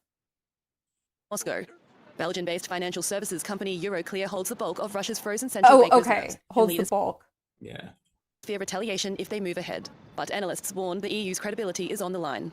In case Belgium is bypassed in such a critical question of using Russian assets, this would have tremendous consequences because these are decisions on European security and the external policies which are decided by unanimity, so that can send a huge precedent. Belgium says it will only sign on if other EU states holding Russian assets do the same. Moscow warns using its reserves would be theft and threatens retaliation. The last question goes to Philippe Lacroix of AFP. Jean-Philippe. Thank you, Wolfgang. Bonjour, Madame la Présidente. Bonjour, Monsieur Let's Lacroix. switch in English, of course. I have 2 questions on the same issue, if I may. It's related to Ukraine. You know that in these hours, the 27 head of states meet in Brussels with a bold agenda. And one of the points is... Now, I know with Ukraine, it's like we haven't been giving them support in terms of one of the things that NATO refused to do is declare like what is it, a no-fly zone in their in their borders, and they Mhm. refuse to follow through with that, and they haven't been providing them with any ground troops, but they've been providing them with a lot of weapons and like funding. So of course they've been funding this war for like 3 or 4 years. So I think one thing they're trying to do is like, hey, we're going to freeze Russian assets and use that to fund it now, as opposed to just using our own like sort of like our own like GDP to fund it. Well, and then I think what they're going to get Russia to like, they're going to give those to Ukraine and then get Russia to pay them back. Yeah. Agree on this reparation plan for Ukraine. So the single question is, are you confident that they will succeed to find a solution? And the second one is, earlier this month, yes, ECB said we cannot provide a backstop for, to use the frozen Russian assets to finance Ukraine. Simple reason, it would likely breach the treaty, prohibiting monetary financing is the other point. But in these several times, shouldn't the overriding interest of the people of Ukraine to have the right to rebuild their country and live in peace not come above all kind of purely factual legal considerations? And as you said before, for the case of Mrs. Schnabel, would it be possible to maybe look at again, if the question is again raised? Because, I mean, there is overriding interests of the people of Ukraine that may be, above. Somebody asked, what does Belgium have? I know lots of pharmaceuticals come from Belgium. So I think when it comes to like international, like I know like, what is it? Philips, that like electronic company is from Sweden. And what is it? Honda, isn't that Germany? Honda, that's Japan. Which one's Germany? Volkswagen? Maybe, but a lot of pharmaceutical companies are from Belgium. Pure legal considerations. So I would like to have your point on this. Well, thank you for your question. Your first question, there is work going on at the moment. Again, it's not our remit, it's for the leaders to decide. And given the importance of the matter, given what is at stake, I am fully confident that they will find a solution. It might be in the usual European way, going in circles and being time-consuming and giving rise to a lot of speculation as to whether it will work, it will not work, there will be one camp or the other. But I'm confident that they will find a solution. That was the most nothing said speech imaginable. Because it's too important. Maybe I paused too soon. We are an area of the world which praised itself for respecting the rule of law. And this is one of the characteristics of our democracy. The leaders will decide, okay? And I'm sure that there are solutions. Is this speeded up? And they are 1.5. Man, she is slow. I thought I was doing bad tonight. Instructions that can be elaborated. This is but normal it's not speed. for the central bank to actually encourage or support a mechanism under which. Jeez. 2 times. Which we would be need 2 called times upon speed. Yeah, and do 2 scheduled times. to breach Article 123 of the treaty. This is monetary financing is not allowed under the treaty. You cannot expect me to validate ex ante a mechanism under which there would be monetary financing. This is pretty obvious. We need less geriatric world leaders. Thank you. I mean, I would like the average age of like some kind of federal politician to be at least like 50. Seems like the average age is like 80 now.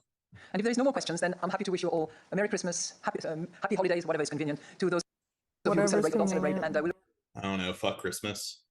Okay, put it down.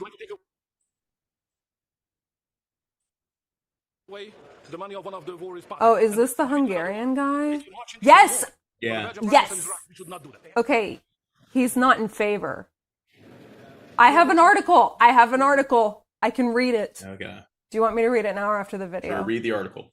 Okay, so it says, bypassing Hungary and R-wording European law in broad daylight, the Brusselians are making moves to seize frozen Russian assets, a declaration of war. And then let's see, I don't know if the rest is important. Just him using the R word I was like, wow, okay. I don't know. I kind of like him. I like it when leaders want to be brazen. They don't conform to normalcy. As long as they have an above 5th grade like sort of vocabulary, want to thank the Prime Minister for his personal You engagement. gotta throw some big words in with the crude words to make up for it. If you don't, then you just sound like a crude retard. It's absolutely That's how I understandable. sound. I support that if we take the reparations loan, the risk has to be shared by all of us. This is a matter of solidarity, a core principle of the European Union. Either money today or blood tomorrow. And I'm not talking about Ukraine only, I'm talking about Europe. And this is our decision to make, and only ours. I think all European leaders have to finally rise to this occasion.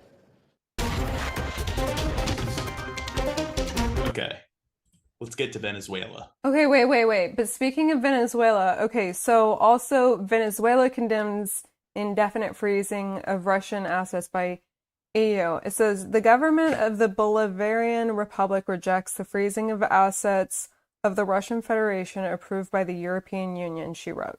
It grossly violates international law, threatens the legal security of investments, and undermines peace initiatives in the region. Illegal actions are an attack on the new world of legality, which opposes theft, piracy, and looting. So, okay, so Venezuela is on Russian side as well. Oh, yeah, Russia's side.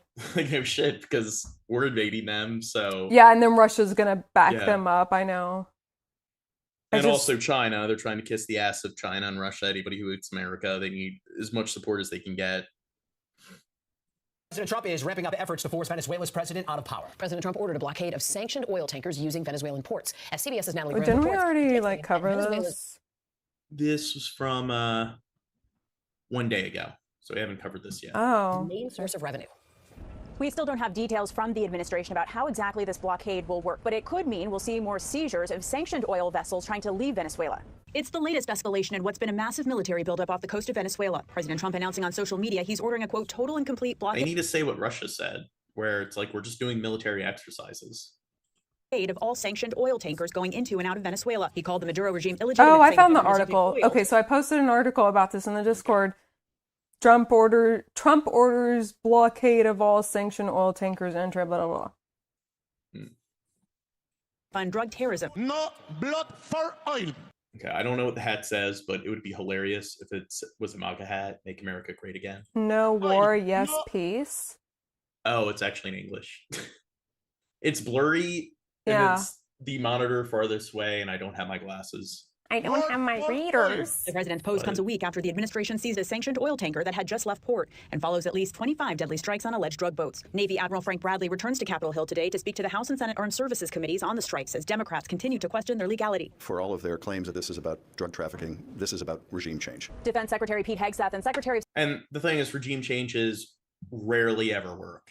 The Oh. vast majority of dictators that are overthrown, they're just replaced by a regime that's worse, just as bad, or not, or just slightly not as bad Yeah. as the regime prior. Like we talked about this a little bit before, but also like I think I had an article by Fox News. I wanted to bring that article on here because I don't know, like I just, since we're, you know, left-leaning libtards, like I do read Fox News as well, and they're basically like outlining how it's just really fucking bad for the country to overthrow a dictator like that or whatever the fuck he is. But do you read Newsmax? What? But do you read Newsmax? Newsmax? No, I read the international politics. Yeah. Well, Newsmax, that's another really big right-leaning news source. So Oh, it is? Fox Oh. News is considered to be the boomer news network. It's Newsmax and Rebel News or whatever. Those are considered to be your Zoomer right-leaning like networks. Well, I won't read articles if they're like all emotionally charged. So if it's like one of those, no. And it's Nicholas Rosa says it's called a puppet leader, Gene. Well, they'll hope that the person that they install is loyal to the United States. And typically that is what they are concerned with, is that does this fascist dictator who treats the people like horseshit, are they going to kiss our ass or kiss Russia's ass? So if the slave labor in that country exports the goods for cheap to us and then follows through with sanctions against any of our adversaries, then we don't care how they dictate their own people. But some lawmakers on both sides were left questioning the administration's overall strategy. Is it the policy to take Maduro down? It should be if it's not. And if he goes, what's going to happen next? Who is that saying that? In the Caribbean are. Oh, well, that's Chuck Schumer. Wait, this guy? Yeah, Senator? Lindsey Graham. Oh, okay. Should be if it's not. And if he goes, what's going to happen next? Their policies in the Caribbean are unclear. We don't know what the limits are. We don't know where they'll stop. Venezuela called President Trump's latest actions a reckless and grave threat, violating international law and free trade. Venezuela's state oil company says its exports are continuing as normal right now despite the blockade. President Trump in his post noted sanctioned oil tankers. It's not clear at this point how many vessels that could include. Natalie Brand, CBS News, the White House. The United States says it has destroyed 3 boats in the Eastern Pacific that it claims were engaged in drug smuggling. The U.S. military released these images of the strikes. It says 8 people were... And this is something that is technically illegal because if the president wants to engage in military operations outside of our own borders, then a declaration of war needs to be submitted to Congress and Congress needs to approve. So Trump has been engaging in a lot of different overseas military operations that haven't seen like congressional approval. So he is breaking the law here. Killed. The United States has been targeting vessels allegedly transporting Well, drugs. and he's not proving that they're guilty. Like, I mean, I know that people will say, like, they'll have all these defenses, but, like, even, like, what, in criminal court, you still have to prove someone's guilty. So why doesn't that apply here? This would be a war crime, which falls within the realm of international law. And a lot of when people, the UN, the UN even said he was breaking international law, and to chill the fuck out. But the problem is people that support Trump don't care about international law. They want to build a wall around the country and act like foreign politics doesn't matter. And that's the issue, is that international crime, like some countries might have laws that dictate what a leader can or cannot do outside their own borders, but in most cases it's like once the declaration of war is signed, then gloves are off. And what the president does overseas, pretty much like you can hold them accountable for international law, but that's if people want to take the UN seriously, which a lot of people don't. Yeah. Ocean since the summer. Venezuelan So president. this likely is not breaking any U.S. laws. The only law within our own borders that's being broken here is the fact that he's doing all of this without congressional approval. Maduro accuses the U.S. of trying to overthrow him. In addition to vessels allegedly carrying drugs, the United States is now taking a greater interest in oil tankers. Last week, the United States seized this tanker sailing from Venezuela. It said the vessel was carrying oil in violation of U.S. sanctions and has threatened to intercept more ships. Venezuela called the seizure blatant theft and international piracy. Well, if Washington follows through on its threats and steps up its campaign against Venezuelan oil, that would set alarm bells ringing in Beijing. For years, Caracas has been dodging U.S. sanctions by selling most of its oil output to Beijing. That lifeline now looks under threat. And here's more on the China-Venezuelan relationship. Since the era of authoritarian leader Chavez, Venezuela has been China's major relationship in the Americas. The friendship has helped China expand its presence in a region the U.S. considers its backyard and gain access to the world's largest oil reserves. China hails their ties as an all-weather strategic partnership, and Beijing has been vocal in supporting the government of President Maduro. See, look at us. They're encroaching our backyard. You don't see us doing that overseas at all. Like, it's not like we have more military bases abroad than any other country on the planet. Does Trump just President not like Xi- that they're friends? Well, this has been going on for a while. So Obama was really butting heads with Venezuela. So I would say, I don't know exactly how things were going like during the Bush administration. But since the Obama administration, like I would say relations with Venezuela have been declining significantly. Jinping even gave Maduro a cell phone. Impresionante. Ahí me llega todo por aquí. It's impressive. I can find out everything through this. The phone that Xi Jinping... Wait, Xi Jinping gave him a phone? Dude, Saudi Arabia gave Trump like a lavish jet. Talk about shitty gifts, Xi Jinping. Look, Xi Jinping gave me this Huawei.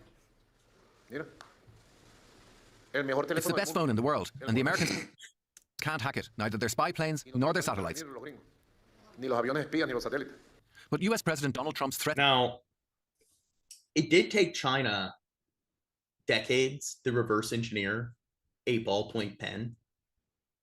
So maybe we have issues hacking like some kind of cell phone, but I don't know. China, their blunders are usually worse than America. Of military action, its seizure of a Venezuelan oil tanker, and the obliteration of alleged Venezuelan drug boats by US drones means China's carefully developed ties to Venezuela could now be in jeopardy. China loves Venezuelan oil. In 2024, Venezuela sent 351,000 barrels per day of oil to China. Volumes increased to 463,000 barrels per day in the first 4 months of this year. Washington has blocked all crude exports to the USA since 2019 to choke off funding from Maduro. In March, the US threatened tariffs on any country importing Venezuelan oil.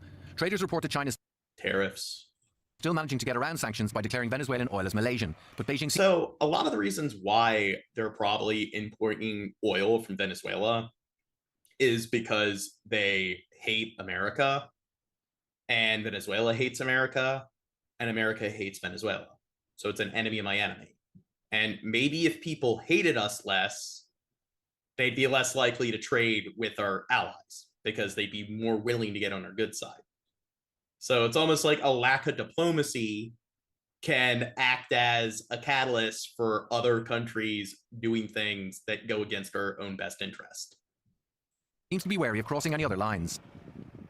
I find it highly unlikely that China would do anything of the sort of more, let's say, proactive support for Maduro, selling arms, or new investments, large investment, new loans. I don't see any of the sorts happening. Not now. Well, I don't think they hate us or hate the American people, but I think that they don't get along with the Trump administration. And not in the near future. As geopolitical tensions between the US and China worsen, Venezuela may have to be content with moral support. Margaret Myers is a senior advisor in the Asia and Latin America program at the think tank Inter-American Dialogue and joins us tonight from Washington. Margaret. Okay. Next vid. Puerto Rico. Still from one day ago.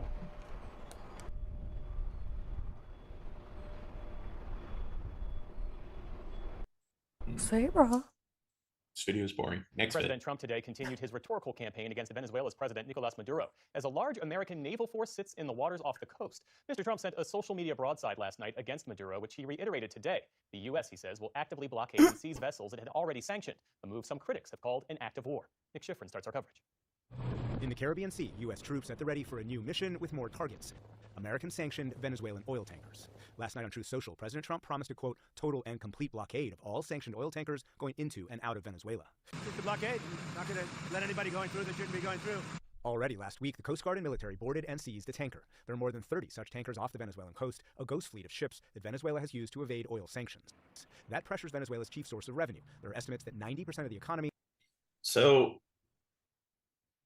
my thing is, when it comes to everything that's going on in South America, we've spent decades investing in all these boondoggles in the Middle East. Just having giant stockpiles of troops there where nothing's been accomplished. And when it comes to our own country's security, like financial security, and even physical safety, because people claim that these drugs negatively affect the health of our own citizens, plus the criminal activity that comes from trafficking them. Why haven't we had more investment in helping improve the stability to all our neighbors in the South? I know there's NAFTA and everything, but it seems like America hasn't done a really good job with diplomacy and trying to help improve the economy and the infrastructure of all of these countries that we share the same continental region with. And if you are gonna invest troops, it's just one quick regime change isn't going to fix the overall issues with all the drug criminal enterprises in those countries. So my thing is, why don't they just decriminalize or legalize all of these different substances? Then the cartels, it would deal a heavy hit to the cartels. Yeah. It's that's one thing he could do, but instead it's let's build up all these troops at the border. And Venezuela is just one country out of countless other countries in the Americas that's like afflicted with a lot of corruption and from the cartels. So it's just overthrowing this one leader.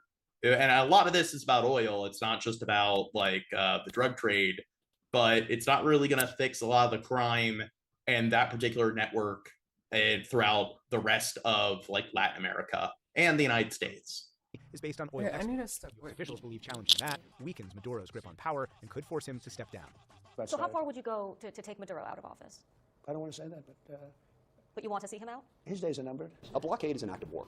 But on the Hill today, Democrats demanded that Congress vote on and reject. Now, are they denying that it's an act of war? Because, I mean, I agree it's an act of war, but is Trump even denying that? Direct military action against Venezuela. My preference would be that there be a better leader than Maduro in place, but that's not to say we can displace him by military means. A blockade also opposed today by Mexican President Claudia Sheinbaum. La posición de México. We reiterate Mexico's position according to our Constitution of non-intervention, no foreign interference, self-determination of peoples, and peaceful resolution of controversies. But President Trump is making clear another... Well, like when she says... Here, what did she say there? Interference, self-determination of peoples, and peaceful resolution of controversies. Well, I don't know what she means by that, like self-determinate, but I do think that Mexico, along with the United States, they should engage in more of a diplomatic approach to resolving all the problems. And even if, like Venezuela, if they're acting out and everything, it's just, okay, you can't fix everything all at once. So maybe Maduro doesn't want to cooperate with the United States or other countries. But if the president of the United States tries to cooperate more with Mexico and Mexico cooperates more with the United States and they help bring more stability within those two countries, then they should also work with all the countries in Central America, as well as all the countries in South America. And the more stability you bring to the surrounding regions, it will spread and things will gradually get better. But a lot of people who like support Trump's actions here, they don't want gradual change. They want things to happen instantaneously. So that's why they support these sort of like military plans, because it's like, hey, you deploy all the troops and you get rid of this dude and that just fixes everything. And things aren't that simple. But President Trump is making clear another U.S. priority. The U.S.'s historic interest in Venezuelan oil and gas. The country has the world's largest oil reserves, which the U.S. helped develop exactly 1 century ago. But former leader Hugo Chavez kicked out some U.S. and other foreign energy companies before his death in 2013. Today, only Chevron remains. And Trump... I think it's all the way up. Oh, no, it's not. Yesterday wrote that the U.S. will not allow a hostile regime to take our oil, land, or any other assets, all of which must be returned to the United States immediately. You remember they took all of our energy rights. They took all of our oil from not that long ago, and we want it back, but they took it. They illegally took it. To that, Maduro accuses the U.S. of resource colonialism. Okay, wait. What's that? You need to talk about the history. Okay, because Trump thinks that they're like entitled to that oil or whatever. That the oil in Venezuela is all of the U.S.'s oil. That's they helped build infrastructure like over 100, or not, I guess around 100 years ago. The problem is that were there any treaties signed? That they would like cede some of that oil to the United States, and if there were no trade agreements, then they're not stealing anything. So okay, so yeah, it's like you didn't get the treaty signed, just accept it and stop being a dick.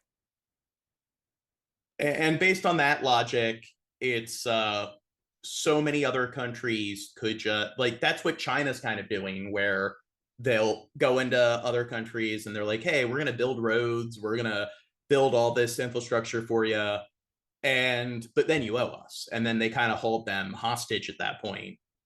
So the thing is, throughout the globe, it's there's probably countless examples with every country of some other foreign country giving them some aid or support in the past.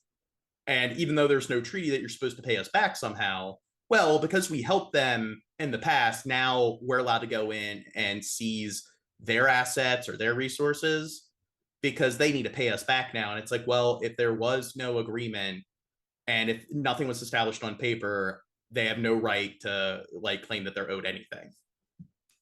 Yeah, that's fucked up. The people of the United States are truth, and it is very clear. Imperialism and the Nazi fascist right wing want to colonize Venezuela to take our wealth, oil, gas, gold, iron, aluminum, and other minerals. I will say Maduro has no right to call anyone else a Nazi. He's a pretty fucked up dude. For oil, not war for oil. The claims about drug trafficking are fake news, a lie, an excuse. For years, the U.S.'s pressure on Maduro was political, but now the U.S. is treating his regime as a national security threat and possible military target, raising the stakes even higher. For the PBS NewsHour, I'm Nick Schifrin. For one perspective on the latest Trump administration move against Venezuela, we turn to David Smiley, professor in... Nick's vid. Sin duda alguna, si este país, su ingreso mayor es por concepto de la exportación del petróleo y te bloquean la exportación del petróleo, pues no me quiero ni imaginar lo que va a suceder en 3 meses o que a principios del año que viene. Yo creo que Estados Unidos le ha faltado respeto al mundo. Tiene 300 bases militares en todo el mundo. Y nosotros hemos sido el único país que hemos resistido todo ese embate desastroso. Y hemos aguantado. Yo pienso, como venezolano, me imagino que muchos estarán pensando lo mismo. ¿Qué viene después? ¿Qué viene después? Ahora con esta situación. Si la tenemos difícil hasta ahorita, imagínate el... Oh. Well, yeah. Venezuela, famine is something that's pretty ubiquitous throughout the country. So the people are living in a very sort of desolate, dystopian sort of environment. So, do you think Trump cares about making sure that the people... I don't know, get their needs met. That's what I want topples Maduro. That's what I want to talk about because, like, okay, if he's cutting off oil, and that's 90% of how the country makes their money, then the country. I mean, the country's already doing really bad, isn't it? Yeah. And so, why? Like, I don't know. I feel like some will argue, like, well, they deserve it because of the cartels or something, and it's like, you mean innocent people deserve for like. To be in complete, like, homeless poverty. Are you going to say that all those children in Gaza don't deserve it because of what Hamas did? I might be saying that. Well, they're a bunch of foreign people from another land that don't speak our language, so they're all a Borg, a monolith. They're all one entity. They don't look like us. They don't speak like us. Therefore... they're just not people. I just think it's How like... do you expect me to have empathy towards a different people that don't do the same rain dance that our tribe does? I just think it's like so fucked up. It's like, you know, hurting this country is not like, I don't know. I just don't think it's good. Fuck me, right? I don't know. And then the cartel... They're not us, so why does it matter? The cartels that they're talking about, like, is that really gonna help the cartels? Or like get rid of them? So the more instability that you see in a region, the more criminal enterprise starts to... It'll just make it worse, right? Yeah. And then what happens is those criminal enterprises are the only enterprises. So if people want to work, it's like, well, if you're a kid living in a slum, and the only job available are these like drug trafficking, like jobs from cartels, then it's like, well, of course, that's the path of least resistance, and that's the only option. It creates a vacuum. And the more instability, the more these militias, cartels, these criminal organizations, they just gain a greater stronghold. Plus, if the instability is caused or if the instability is worsened by a foreign power, a lot of times they can propagandize that against the foreign power. So you've seen that in the Middle East, all the instability that we've created. And then like the terrorist cells, which the terrorist groups have seized that power vacuum. They're the only gang in town.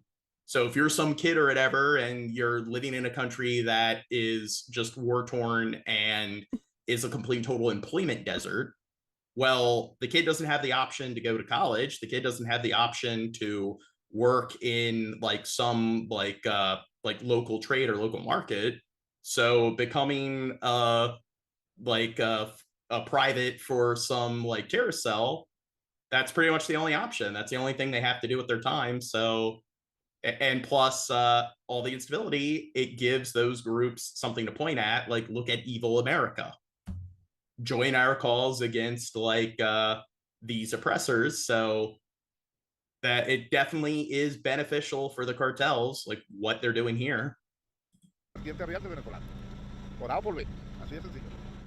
Overnight, there was another deadly strike on a And that does happen a lot, where when you do have like oppressive regimes in a country, a lot of times the more instability that they create, once they grab power and they become like sort of they themselves become the government, usually animosity will grow towards them if other powers don't intervene, because typically they don't have the people's best interests at heart and they don't do a good job governing.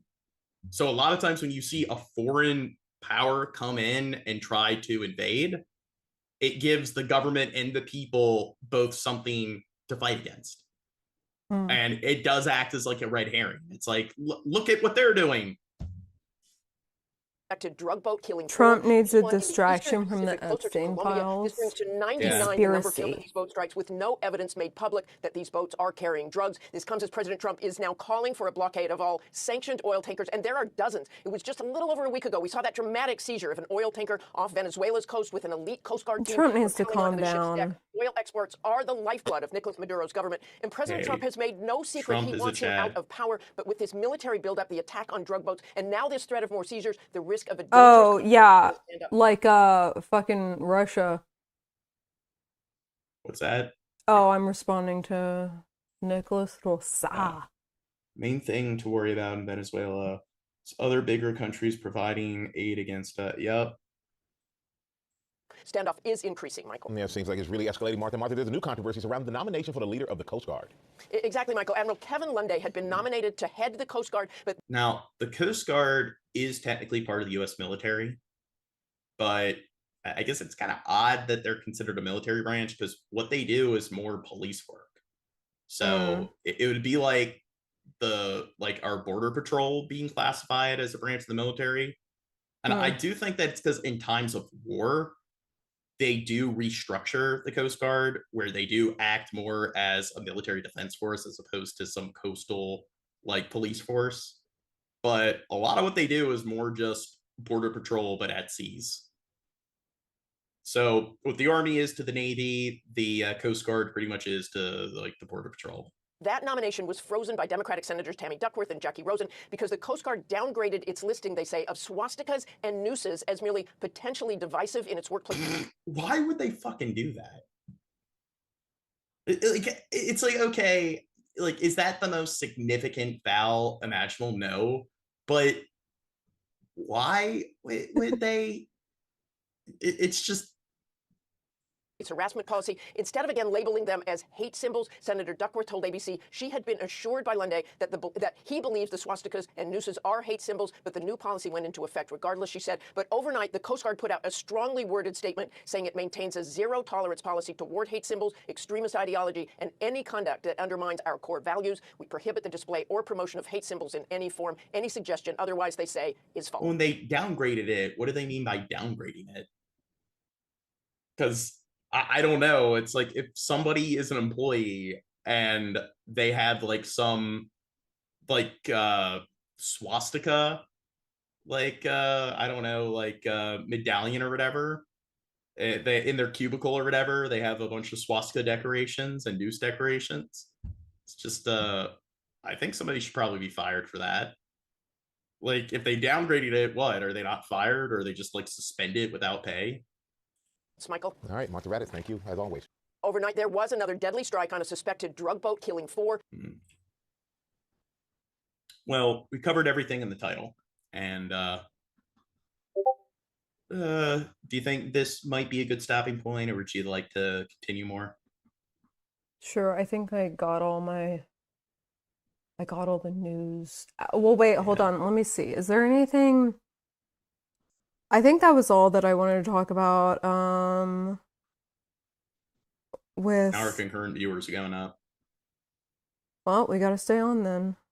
North Korea stole billions in crypto in 2025. Okay, yeah, I think that was all. I just feel bad for Venezuela. I don't think that we should be doing all that. Well, we need to send a message. And like, just because you want someone's oil doesn't mean you're entitled to it. Well, hey, we helped them develop the infrastructure close to a century ago. So that means we're entitled to it. And at least with China, when they go in and engage in that kind of, it's kind of a form of extortion. At least they actually do had them sign certain treaties and agreements. Mm. America, like there haven't been any treaties signed here. Yeah. Are we going to give back all the land that we stole from the Native Americans? Because I think you can make a greater argument for that than, hey, we have the right to take their oil because we helped them in the past. We've helped Native Americans, though. We've put reservations down for them, right? Yeah. And that currently the federal government owns, that they don't own, so they can't do anything privately with the land, which turns all the reservations into employment deserts. So it's like we've pretty much kept them in this like poverty bottleneck. We're doing a lot of good for them. Yeah. Well, they were backwards people. We brought them into modernity. What somebody said, the Trump Nazi regime is destroying America. Remove them all permanently now. I agree. Maybe it's too much to say they're Nazis, but I think it definitely would be better if the Trump administration didn't currently exist. And I don't have any problems with Trump being removed from office because they are a convicted felon. And I do think that the 26 charges that they were found guilty of, that shouldn't really allow them to serve as president. I think they should be in prison now, and they're not. But hey, if you like the stream, everybody, join our Discord. We like hanging out in there. We like talking politics in there, just chilling. We're thinking of doing more. We're going to try to do more streams, and we want to start doing streams for the patrons. So we want to do for the patrons, like movie commentary streams where you can hang out with us in the Discord chat while we watch some really bad movie. And if you miss it, we will re-upload it to Patreon if you want to watch the reactions afterwards. But we should be around tomorrow or the next day. So we've gotten 3 streams done in the last week. That's a lot better than I've done in a while. And I did try to back out on 2 of them, but Kimberly made me follow through. So maybe it's good that this new co-host I have. Maybe.